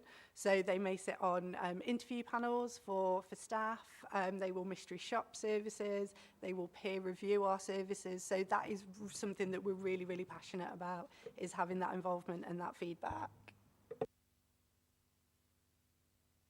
People Shaping P3 is a core department within P3, and that is solely for feedback from the people that are in our services nationally. And what that department does is collates all of the feedback. We hold feedback frenzies and all of the things Jen was talking about, and produce a report on that. So we do have a whole department that is completely dedicated to listening to the voices of the people in our services, and then we shape our services around all of that feedback. Brilliant. Thank you so much for coming this evening. It's been a good opportunity just to understand what it is you do. There's been, I won't hide, there has been some social media mistruths about P3 in Nuneaton and Bedworth, and I felt it was important that actually we heard on the record what it is you actually do. So thank you very much for your time. Thank you. Thank you. Next item on the agenda is the item regarding teen conception in Nuneaton and Bedworth, and I'm pleased that we've got Helen, the Sexual Health Commissioner for the county, with us this evening. Sorry for, I know it's, you know, what time are we on now? Nearly 7:30, so thank you for coming, and if you could present your report, that'd be great. Thank you. Yeah, it's no problem at all. Thanks ever so much for inviting me.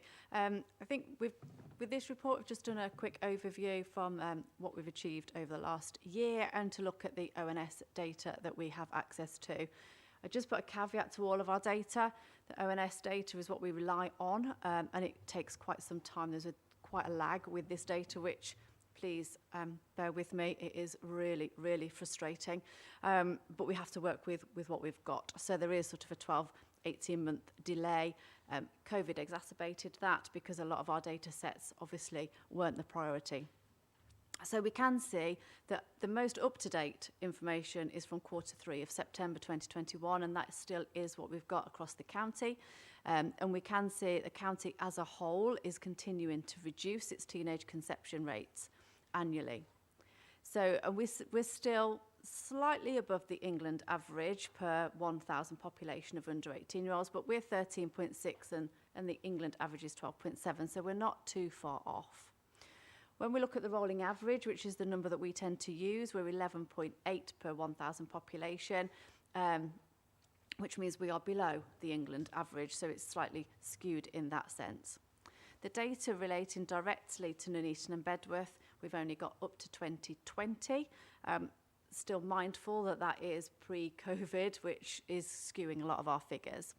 So there was 35 conceptions in the borough, which is a decrease of 15 since 2019. Our conception rate is 16.5 per 1,000, which obviously you can see is quite high above the England average. But again, it is going in the right direction. It is reducing. And in addition to this, we need to look at our abortion rate just to try and get a fuller picture, because teenage conception is one, but the number that go through to live births is one measure that we look at, along with those that seek termination services. So again, it's 8.5 per 1,000, which is another decrease since 2019, which is a positive. So obviously the ONS data is showing reductions. However, I do want us to be slightly aware that anecdotally what we're getting from the ground recently on some of our work is that we are likely to see an increase when we look at borough figures coming into 2021 and certainly into 2022. We're continuing to work on that. Please don't think we've taken our eye off the ball because we've seen a reduction over the last 10 years. We are thinking we're going to start to see some increases. Now, a lot of that work is coming from colleagues called PIP midwives that work in George Eliot Hospital that look after young women that are under 18 years. No idea. Some random terminology, but they're part of the midwifery team, but they're called PIP midwives. It's called something different across the country, but we've got them in Nuneaton and Bedworth. They don't have them in the south of the county, which is interesting. It might be because we have a higher rate within our northern boroughs, but they support those young women. And part of that work is to understand, we know how they got to being pregnant, but it's understanding the why. And that's really interesting. That's the bit we need to get. And part of that as well is from our family nurse partnership. And again, they do the long-term support of those young girls. And part of their work is to prevent second or third pregnancies that, again, for young people. So it's about stopping that. But part of that is understanding why we get here. And some of that anecdotal information is telling us, certainly since COVID, it might be that their aspirations, their schooling wasn't great beforehand, and so their aspirations are slightly lower. And some just that actually they don't know where they're going in life, and they want a child, and that's fine too. So we need to understand that some young people do choose that as an option. So then we go on to just some of the work that we've been doing. So we've always had addressing teenage conception meetings that are just focused on Nuneaton and Bedworth and North Warwickshire. They've sort of ceased recently because it's really hard, because when we're decreasing year on year, it's hard to keep people's motivation because they think, oh, the job is done. The job is never done with young people and teenage conception, as with all other crime types that we've talked about this evening. So it's about keeping that momentum going. So we're just looking at different ways, and we're well entrenched with our boroughs and districts. We know our colleagues really, really well. And so we do have those conversations. We don't need a meeting to actually pull that together. We can do that whenever we need to and whenever we're getting that information.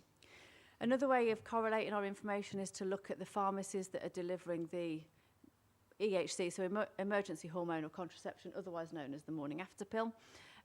So as a county council, we fund pharmacies to make sure that we've got that readily available for young people. And unlike other councils across the country, we don't have any caps on that at all. So anybody can access those services. It must be open access because we have quite a number of people coming from all over the country even to access our services, and we quite happily pay for that because anybody that needs that, doesn't matter where they come from and doesn't matter what age they are, then they need access to those services, and we're happy to pay for those. And you can see from that the number of dispensers that we've had in 2022 into 2023, and also the pharmacies that dispense the most across the borough. C-card scheme is another option, which is a condom distribution scheme. It's quite a limited scheme. It's a very expensive scheme, but that is another access point for young people to have the most user-friendly, I suppose, method of contraception. And there are a couple of pharmacies that do that for us, but we've also started to move that into other settings where young people are, where young people feel safe and confident. A lot of young people aren't actually, as though we believe they're very confident, they actually aren't that confident to go into a pharmacy and ask for condoms. So it's about making sure that those condoms are available to young people. And that comes with a lot of safeguarding, obviously, as well. We need to understand. And a C-card scheme gives that additional level of safety and the safety net. They do a lot of CSE screening and all that sort of thing. We need to understand how many times they're accessing. So in addition to that, we work with our colleagues in targeted youth support that are very active across the county, and they have a number of health hubs. So previously, you'd have known that as Health Store at Hatter's Space. That was declining year on year as the young people were accessing that. Wasn't as cool to go to a youth club anymore. Times have changed, apparently. So it's about taking that outreach to young people. So those youth workers are very highly trained and do a lot of those conversations with young people about safe sex messages and their wider sexual health and well-being, which is really important. And so you'll see in there the number of sessions that they've held and the number of young people that they're supporting. And obviously then as well, we have the Integrated Sexual Health Service, which is currently commissioned to George Eliot Hospital. And they have a model as well where young people can access contraception from there. And then the school and health and wellbeing. So I think overall, we are seeing a decline. Our figures show a decline, but we don't want to be sitting back on our laurels. We do think we've got some issues coming ahead of us. We're constantly working to look at that and to get other data to try and make it up to date so that we know what's coming around the corner. And we're constantly looking at different ways of delivering those services to young people so that they're easily accessible when they want them and where they want them, rather than us telling them when they want things and how to do things. I'll open up for questions if there are any.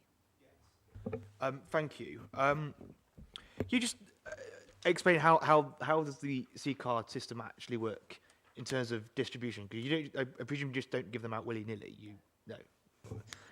No, so the C-card scheme is very closely monitored through NICE guidelines, which is the good way about it. So it is very regulated and restricted. So a young person will go to a pharmacy that is part of that scheme, or to their education setting, wherever we've got that scheme set up, and they need to register. Part of that registration is quite an in-depth health check as well, to see whether they are sexually active, their partners, and quite a big detailed history, because we need to make sure that we've got them safeguarded. They then can access up to 3 times that service and get condoms over the counter. On the 3rd time, they need to re-register, so they need to go through that health check again to make sure that their circumstances are still the same, they still understand why they're accessing them, and there's just different bits around CSE that we need to monitor quite closely. And then after 6 times, then they have to do the whole thing again. So it's not just a quick kind of review. It is quite, again, another detailed support. So in the schools that have that scheme in place, do you have to have like, you know, people in the school who are medically qualified to run that scheme, or do you just take teaching staff or non-teaching staff through some sort of program to? That's right. There is a strict training process that goes with that. And that's all funded by the county council? It is currently, yes. Is there a reason, therefore, why neither of the two secondary schools in Bedworth are part of the scheme? Yep, they have been approached. They have been approached? They have been approached because last year when I came, there was a direct request from one of our councillors to look at Ash Green School. Yeah.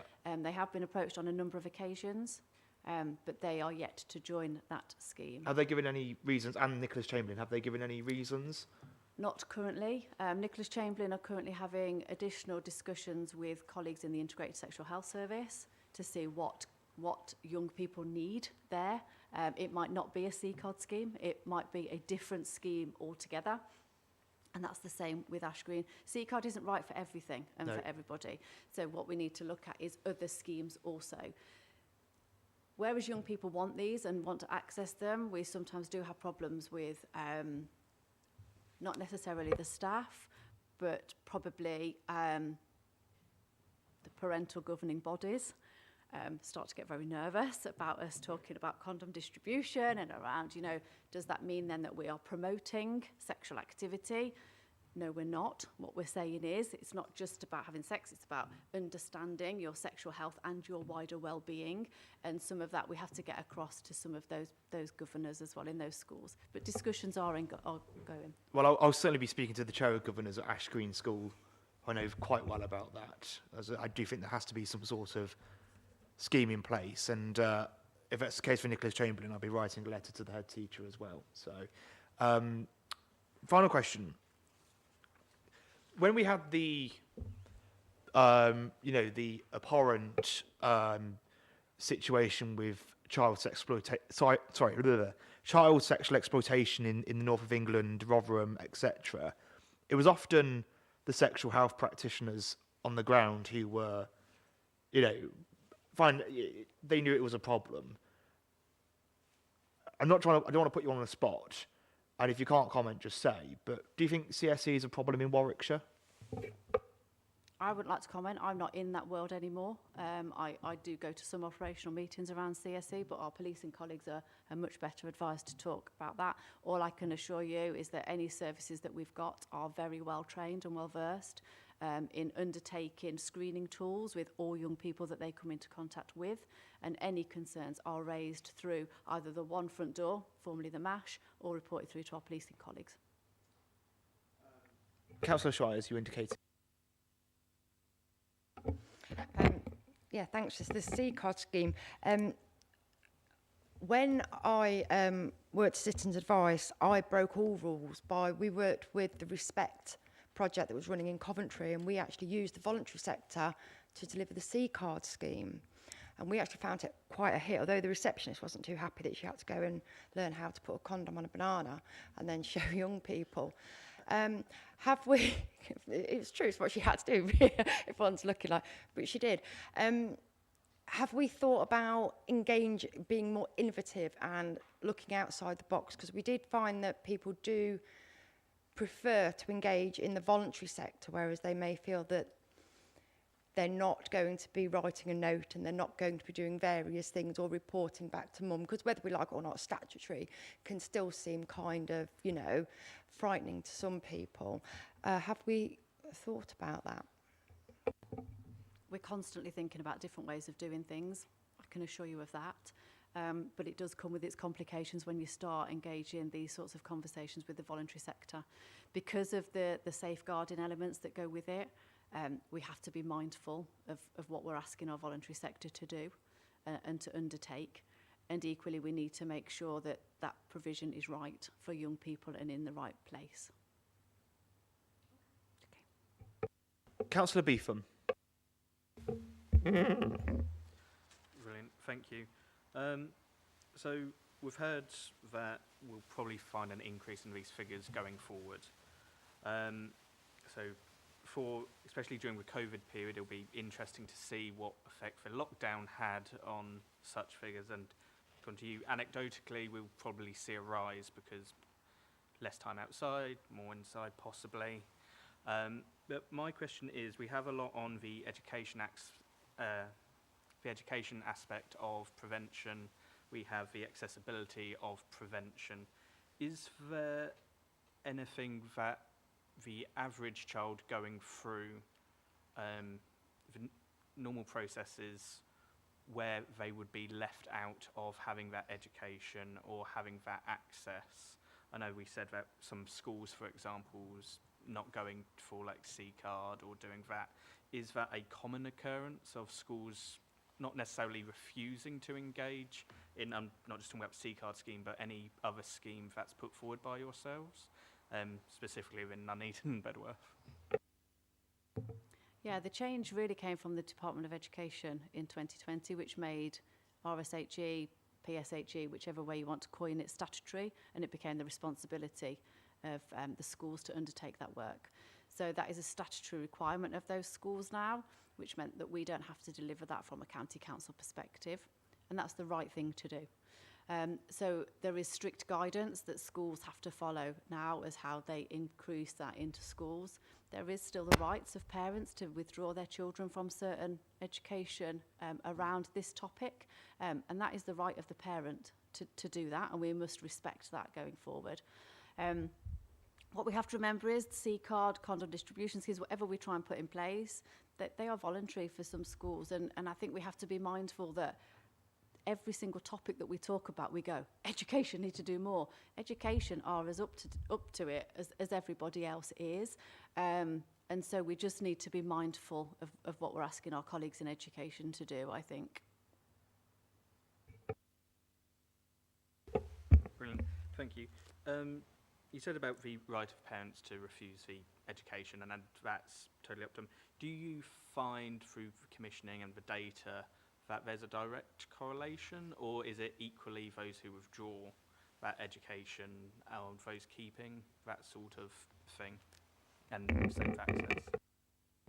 I don't have access to that sort of data. That's the schools that would monitor that. That's not for us to get involved with, I'm afraid. Councillor Cape. Yeah, I'd just like to drill down into the chart on page 47 about the EHCs. And only because I can understand that there would be a dip in the number that were allocated in 2020, 2021 due to COVID, etc. But is there an explanation for why it's almost halved 2022 to 23? Is it less demand, or is it that some of the drugs weren't available? I think it was really weird because we had this conversation last year with regards to why were the numbers so high in 2020, 2021 and into 22. And anecdotal data tells us that young people weren't apparently conforming to staying indoors, and they were meeting up in all sorts of places and doing whatever they wanted to do. So numbers would have been higher, and there wasn't necessarily the people around to keep an eye on what they were doing when they were out and about. So that's probably why they were higher. And access probably into other services, so it was more difficult to get into GP. If you needed your regular contraceptive of choice, you couldn't always access that, and you would see that across all services. So even the integrated sexual health service, we went to an online model. It became harder for young people, or all people really, to get access to those services and to get contraception of choice. So that's probably why you saw that peak. I mean, if you look 2020-21, yes, there was a reduction again, because pharmacies were difficult to get into. They were told, you know, everybody was directed towards their pharmacy, weren't they? And young people did not want to stand in a queue of people outside a pharmacy and go in and ask for that. So there was a reduction. I don't know why there's a reduction into 2022, 2023. I'm hoping it doesn't correlate with too much of a spike of conceptions, but we'll wait and see what happens. That's great. Well, thank you very much for your time this evening. It's always good to have an update on what's going on, what the picture looks like. So, yeah, thank you very much for your time. And if there's any questions, we'll get back to you. Brilliant. Thank you. The next item on the agenda is Pride in Camp Hill. Unfortunately, they haven't turned up. we will defer that item until later on. We have emailed them, I understand, throughout this meeting, asking them to turn up. It is within their contracts that they have to attend this panel at least once a year, and it's my expectation that they should. So we'll defer that item until they turn up. So we'll come on to item 11 next, which is the NABSCOP Community Safety Report. I'd like to welcome Inspector Shaw from Warwickshire Police. I think it's your first time you've attended this panel, so welcome. And also we've got Michelle, who's Abu for today. So, Michelle, I think you're going to present the report to us, and we'll go from there. Thank you. I am indeed. Thank you, Chair. Like I said, this is my first scrutiny as well. So I'm here representing the NABSCOP Community Safety Report from Q3, 2022-2023 period. So this covers October to December. So I'm just going to go through some highlights in Appendix A. So as you can see, total recorded crime has decreased by 7.3%. Violence against the person has decreased by 10.7%. Violence against the person with injury has increased by 2.1%. Violence against the person without injury has decreased by 15.5%. Alcohol-related violence decreased by 38.9%. Drug-related violence decreased by 33.3%. Serious acquisitive crime increased by 60.8%. Antisocial behaviour decreased by 33.4%. Hate offences have decreased by 21.3%. And deliberate small fires have decreased by 13%. In Appendix B, which was circulated prior to the meeting, is data comparison for the same quarter. So Inspector Chris Shaw and I are open to any questions you have in relation to the report and data. Thank you. Thank you. I do have a public speaker on this item. Mr. Smith, you have 3 minutes.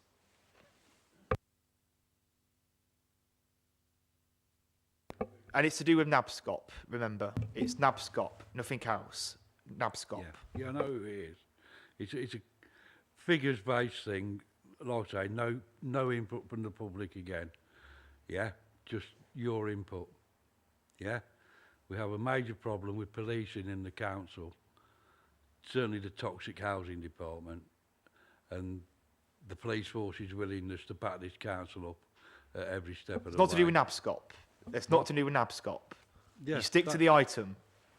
Is it NABSCOP, yes or no? It's a public input. NABSCOP, yes or no? No public input. You do this all the time. NABSCOP, yes or no? You did it last night. Yes or no? It's a toxic environment this council creates. Thank you for your comments, to Mr. back them Smith. up. Thank you for your comments. Are there any questions from members? Councillor Cape. Yeah, looking at the data, it said the violence against people had decreased by 10.7%, but injury has increased. Is that because the attacks are more aggressive and people are prepared to use violence more, or is it linked to knife crime?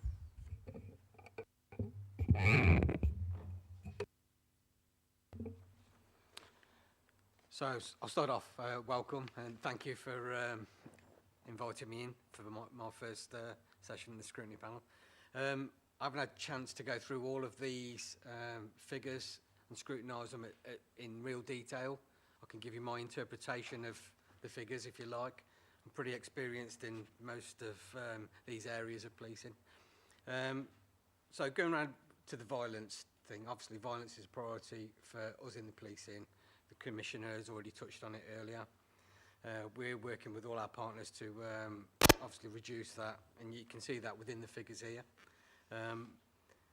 So violence with injury reduced, violence without injury and domestic flags in particular on this has escalated, and that'll be certainly around this period leading up to that quarter from October through to December, I think it covers. Over this period, the festive period, we generally see a hike in domestic violence per se anyway. We also had the World Cup this year, and domestic violence again is always heightened when the World Cup or England play football, believe it or not, and from our researchers that shows. So There, I think, reported domestic incidents. I also think that the statistics have come around from better reporting through more officers being put into our domestic abuse unit and our CATE unit, which is our child abuse, sexual exploitation and trafficking unit, that are part of the Forces reorganisation. So I think it's a positive that those reports have come in, so our victims feel better placed, feel trusting us to report further violence within the home. But again, positive that actual violence used is on the decrease. So that's where I think the difference is between the violence used and just reported domestic violence without violence, if you know what I mean. That makes sense. Any questions from the panel? Councillor Singh.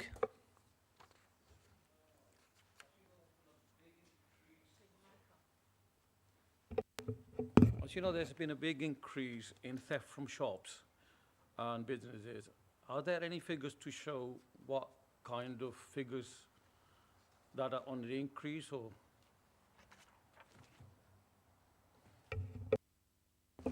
I'm not aware if we do collect that data, but I can certainly check with the analyst to see if that is categorised, and if not, if that is something that is in the increase, we can look in to what we can do.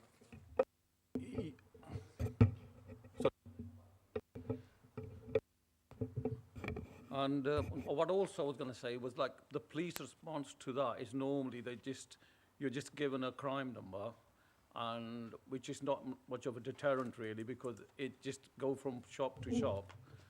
Are there anything that the police are doing about that to get more help for the shopkeepers and businesses? Okay, so I started my tenure on Safer Neighbourhoods team beginning of September last year. Retail theft was really high in the town centre over that period. We had the Business Crime Week that we organised within Nuneaton and Bedworth SNT over that period and we were actually recognised by London Police as doing the best with crime figures over that week. So from that week itself, we had 17 arrests. I think there was 8 of those were our prolific offenders within the Nuneaton and Bedworth boroughs over that period. And we seen, I think we were at 70 retail thefts a week just in Nuneaton alone, and that reduced down to, I think it was 13 for the next month on average. So actually, I've not seen the crime figures to say retail theft is sky high at the minute, so I'm not sure where you've got those figures from. So if you got the figures for that, because I can certainly check them out for you, that's not a problem.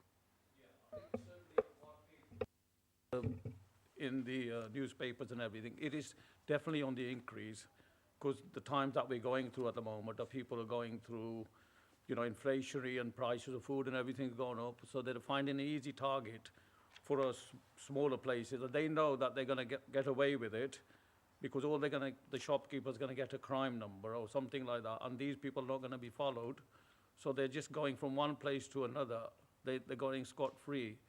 So I think there need to be a better deterrent that it doesn't occur, because I think it is constantly now, a lot of shopkeepers I speak to, that they're finding this, because the police response is just either a crime number or something, and that, they're not going to, it's only a sort of minor crime. I know it's just going to be a waste of time, going after 1 or 2 people like that.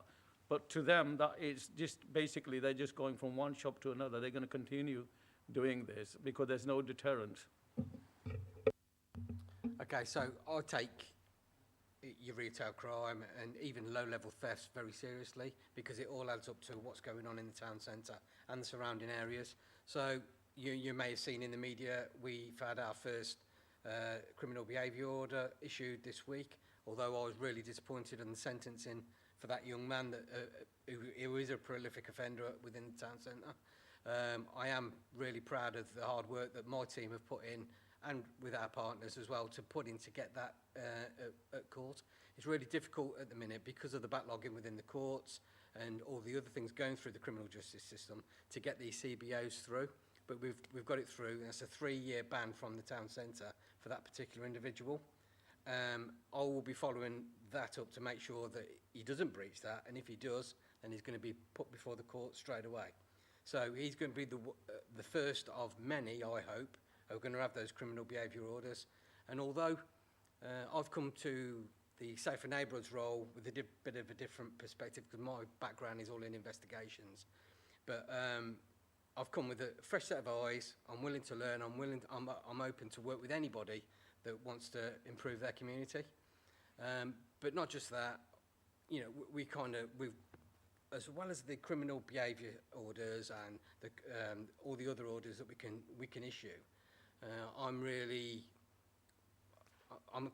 a doer rather than a talker, and I'm putting it on my team really to go out there and take positive action. If there's criminal offences that are being committed, forget, and we're past the ABCs and the community orders, they're going to get arrested and they're going to get put before the courts, and that's how they're going to be dealt with, certainly on my watch anyway. So you can take it from me, that particular person, that's going to be the first of many. I promised that we were going to put these CBOs in place, and that's what we're going to do. Yes, thank you. I think, Councillor Singh, you're probably more alluding to newsagents on the outskirts of town. I know that you represent a number of newsagents in the country on your association, but I think the inspector understands what you're saying. And sorry, Michelle, I didn't see. Can I Sorry. just add something to that? Are you also aware of the Warwickshire Retail Crime Initiative? The Warwickshire Retail Crime Initiative. It's an initiative set up by Warwickshire County Council, but it's for all retails, big or small. But you have links to radios and also a system of well-known prolific offenders. So if you want, I can send you information about that so you can sign up. And in that way, it's all newsagents, big or small, communicating. Brilliant. Councillor Beetham. Brilliant. Thank you, Chair. So I was just having a look through Appendix A, antisocial behaviour decreased by 33.4%. That's a gigantic improvement compared to 21-22 quarter. My first question would be, what would you attribute that significant 1/3 decrease of antisocial behaviour to in your roles? I think it's post that crime week, that initial retail crime week that we done in the town centre, where we had a lot of my officers in the town doing engagement events. I had plainclothes officers arresting people, taking positive action in the town. It got the message out there to the people that wanted to come into particular to the town centre, that we weren't messing around, that we were going to take some positive action and get, you know, and get some results for them. And that was kind of my opening gambit when I took the role on. From that, I don't think we've let up. I know we've heard some criticism that you don't see my officers in town. The Commissioner is right. I have asked for more staff, and I have got more staff. It's just that we've worked alongside partners, the retail crime initiative as well, getting the retailers involved with that, getting them on radio so that they can, my staff know where these people are. So all the retailers in the town know who our prolific offenders are, because they're in the town all the time. So as soon as they're on the radio saying, I've just seen them walking into Queen's Road, for instance, or High Street in Bedworth, all those kind of things, my officers can get out on the floor, find them and deal with them, engage with them. What are you doing in town? If they're breaching their order, we'll arrest them. All those kind of things. It's just difficult when I've only got a certain amount of officers and I can't have them just walking the town constantly all day. So we kind of prioritise the market days, things like that, and any events that we think are going to be frequented by the people that we don't want to be in town, the drinkers, and that are causing the antisocial behaviour. But I do think that persistent effort from October Business Crime Week and post that has had the knock-on effect. And of course, then we had the uplift going into the World Cup, where I had all my officers kind of changing their shifts so that we could be around the pubs, be around the town centre, high-vis, on patrol, so they kind of knew we were about, giving that reassurance to the public over that World Cup period.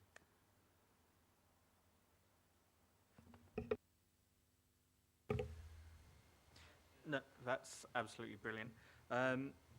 How much of a percentage would you say I know it might be quite difficult to say, but for plain clothes versus high-vis police, because this is something that we often hear, is we have a lot of police officers, but a lot of them are plain clothes during certain times, etc.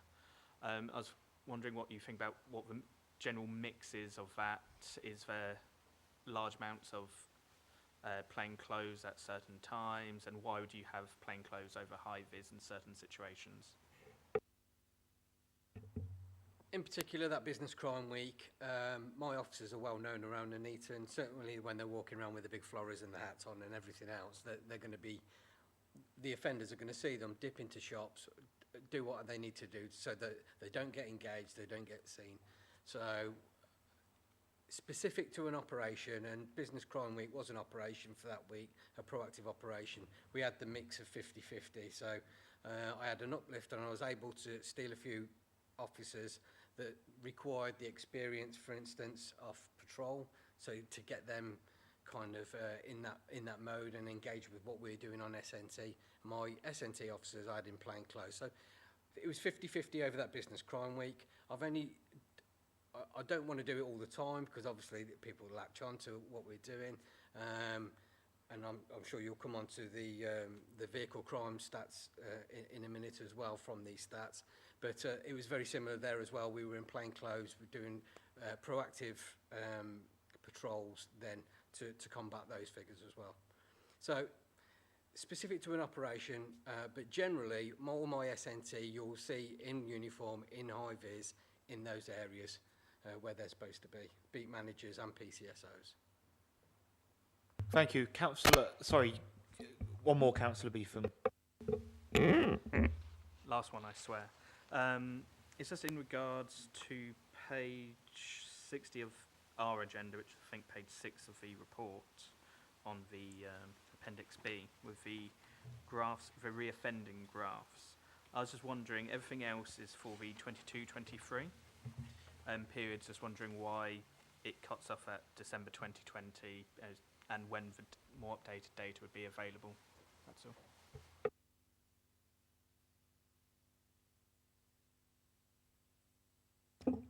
I don't know, but I can certainly come back with an answer. Councillor Harbison. Thank you, Chair.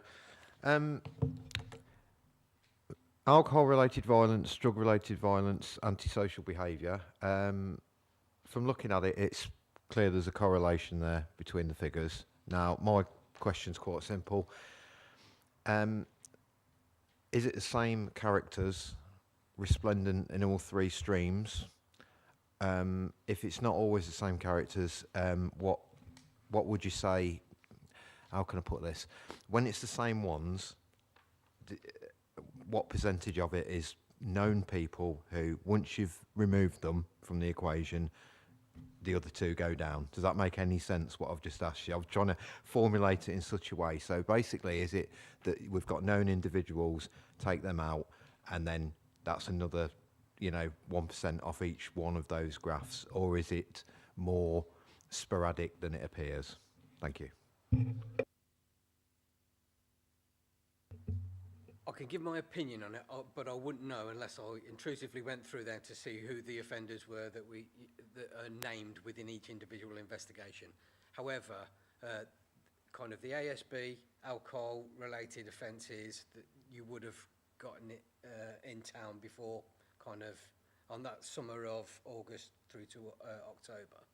I think probably the right mix of people. However, we've still got kind of the nighttime economy, the pubs, the clubs. Over that period, like I said, with the World Cup, there'll have been some ASB generated from that, violence generated from that. We're no different to anywhere else in the country or the UK, where there's cocaine abuse and Class A drugs abuse mixed in with drink and violence as well. So it's a bit of a mix, from my opinion, within that. Thank you very much. Councillor Wright. Thank you. Yes. Sorry, could you just clarify what is meant by serious acquisitive crime?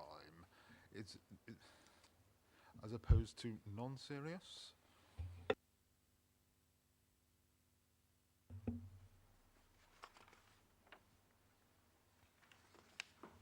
Under the headings within our figures, serious acquisitive crime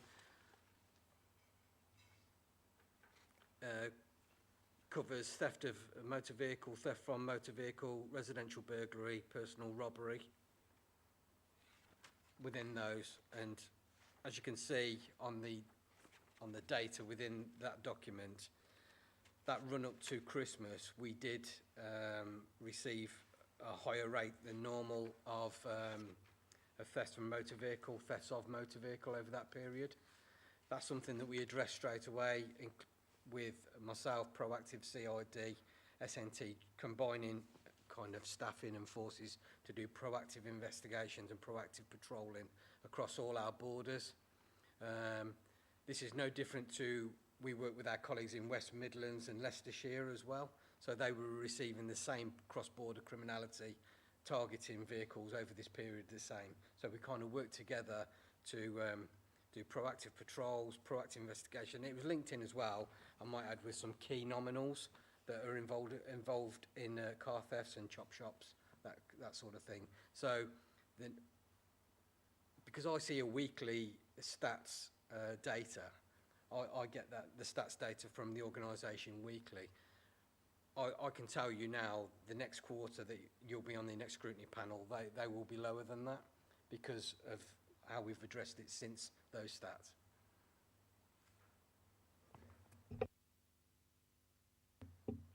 Okay, thank you. I know, for example, that cycle theft is a very serious problem in this area. Is that treated as serious acquisitive crime or not?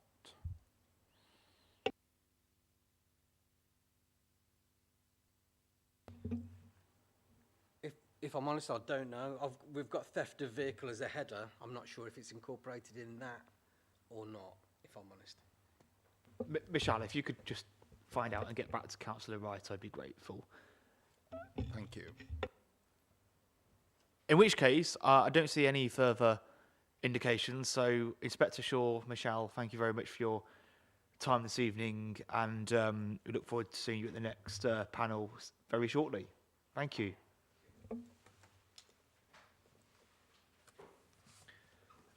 Item number 12 on the agenda is the integrated performance report for the third quarter 23. Yeah, I should be 22-23.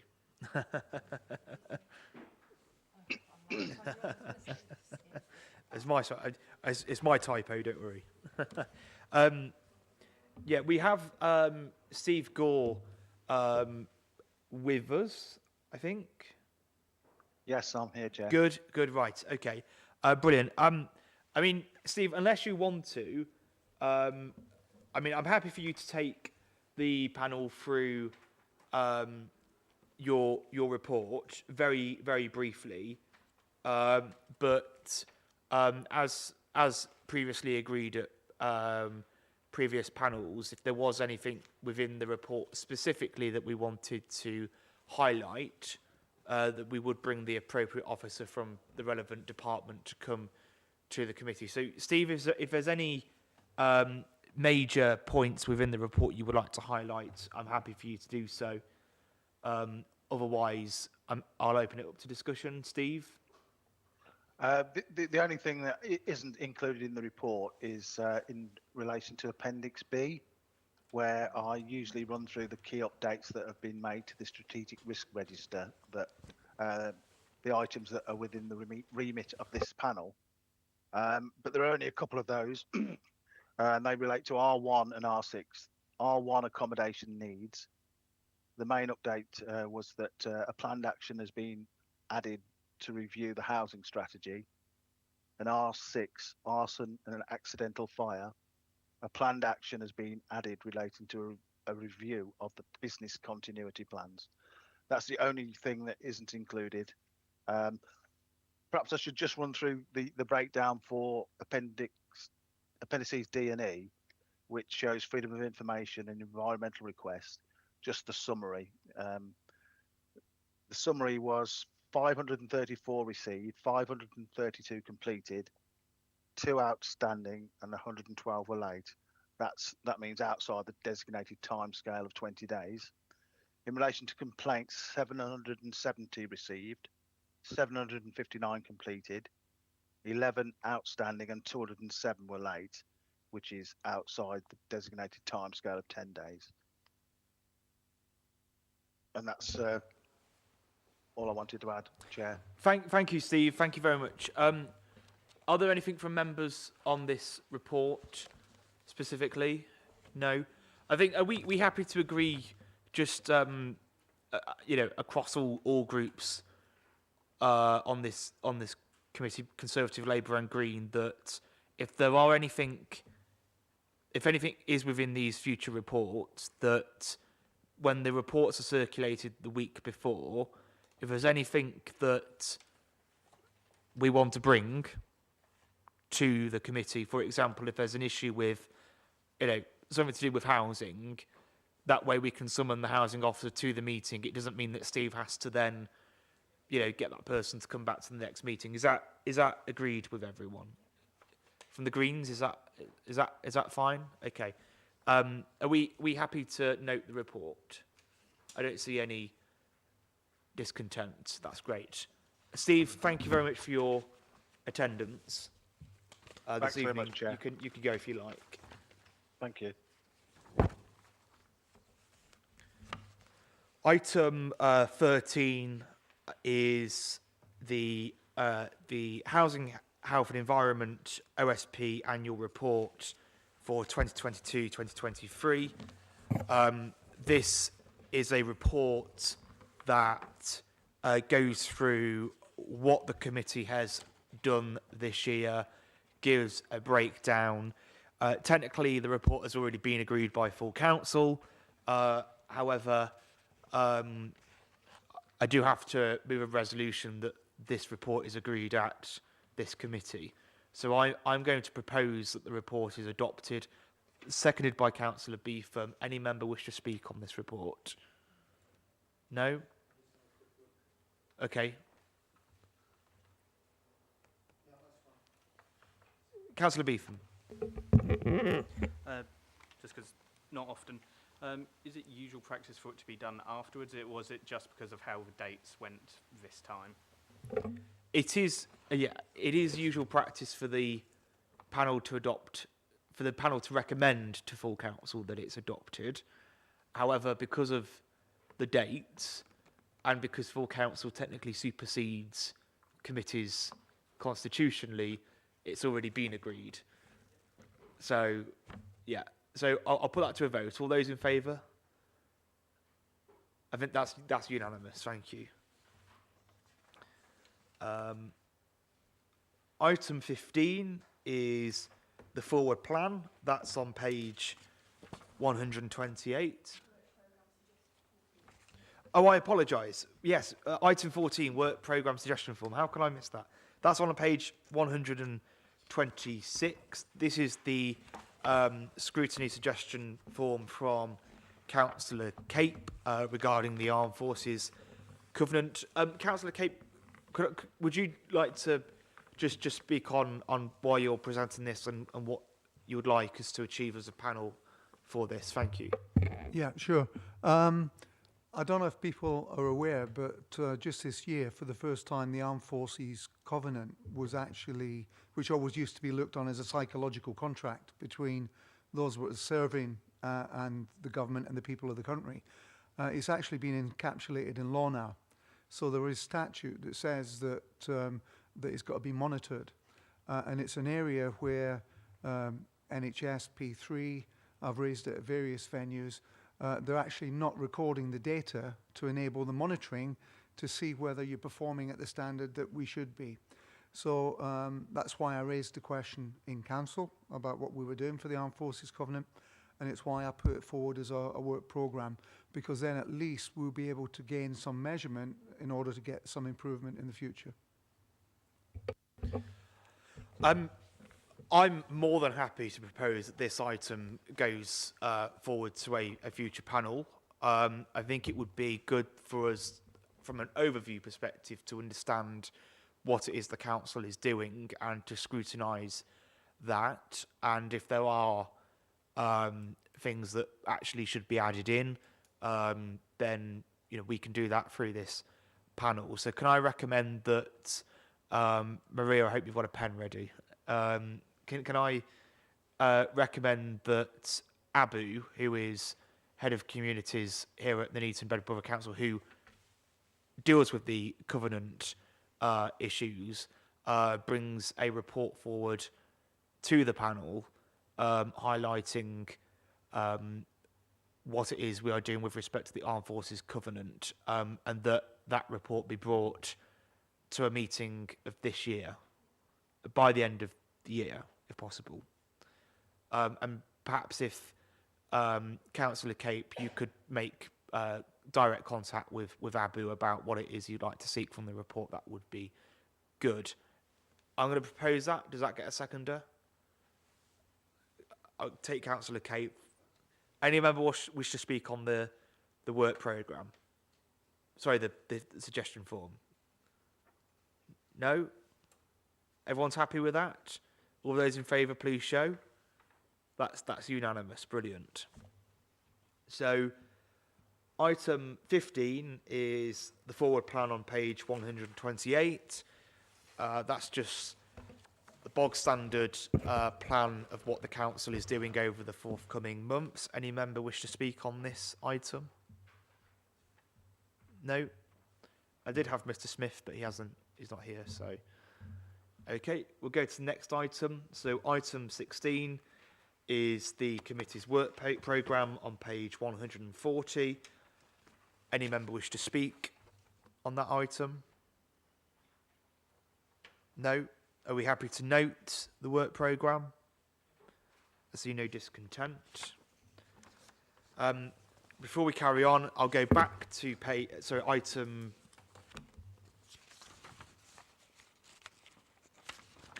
item 10, which is Pride in Camp Hill.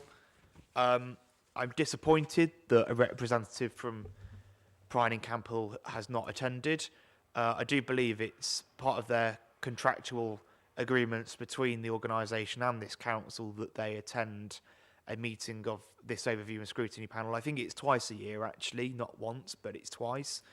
So I'm going to move that actually this item is deferred until the next meeting, and I hope it can be made very clear to Pride in Camp Hill that we do expect somebody to attend the panel. Is that okay with everyone, that we defer that to the next meeting? I don't see any discontent to that.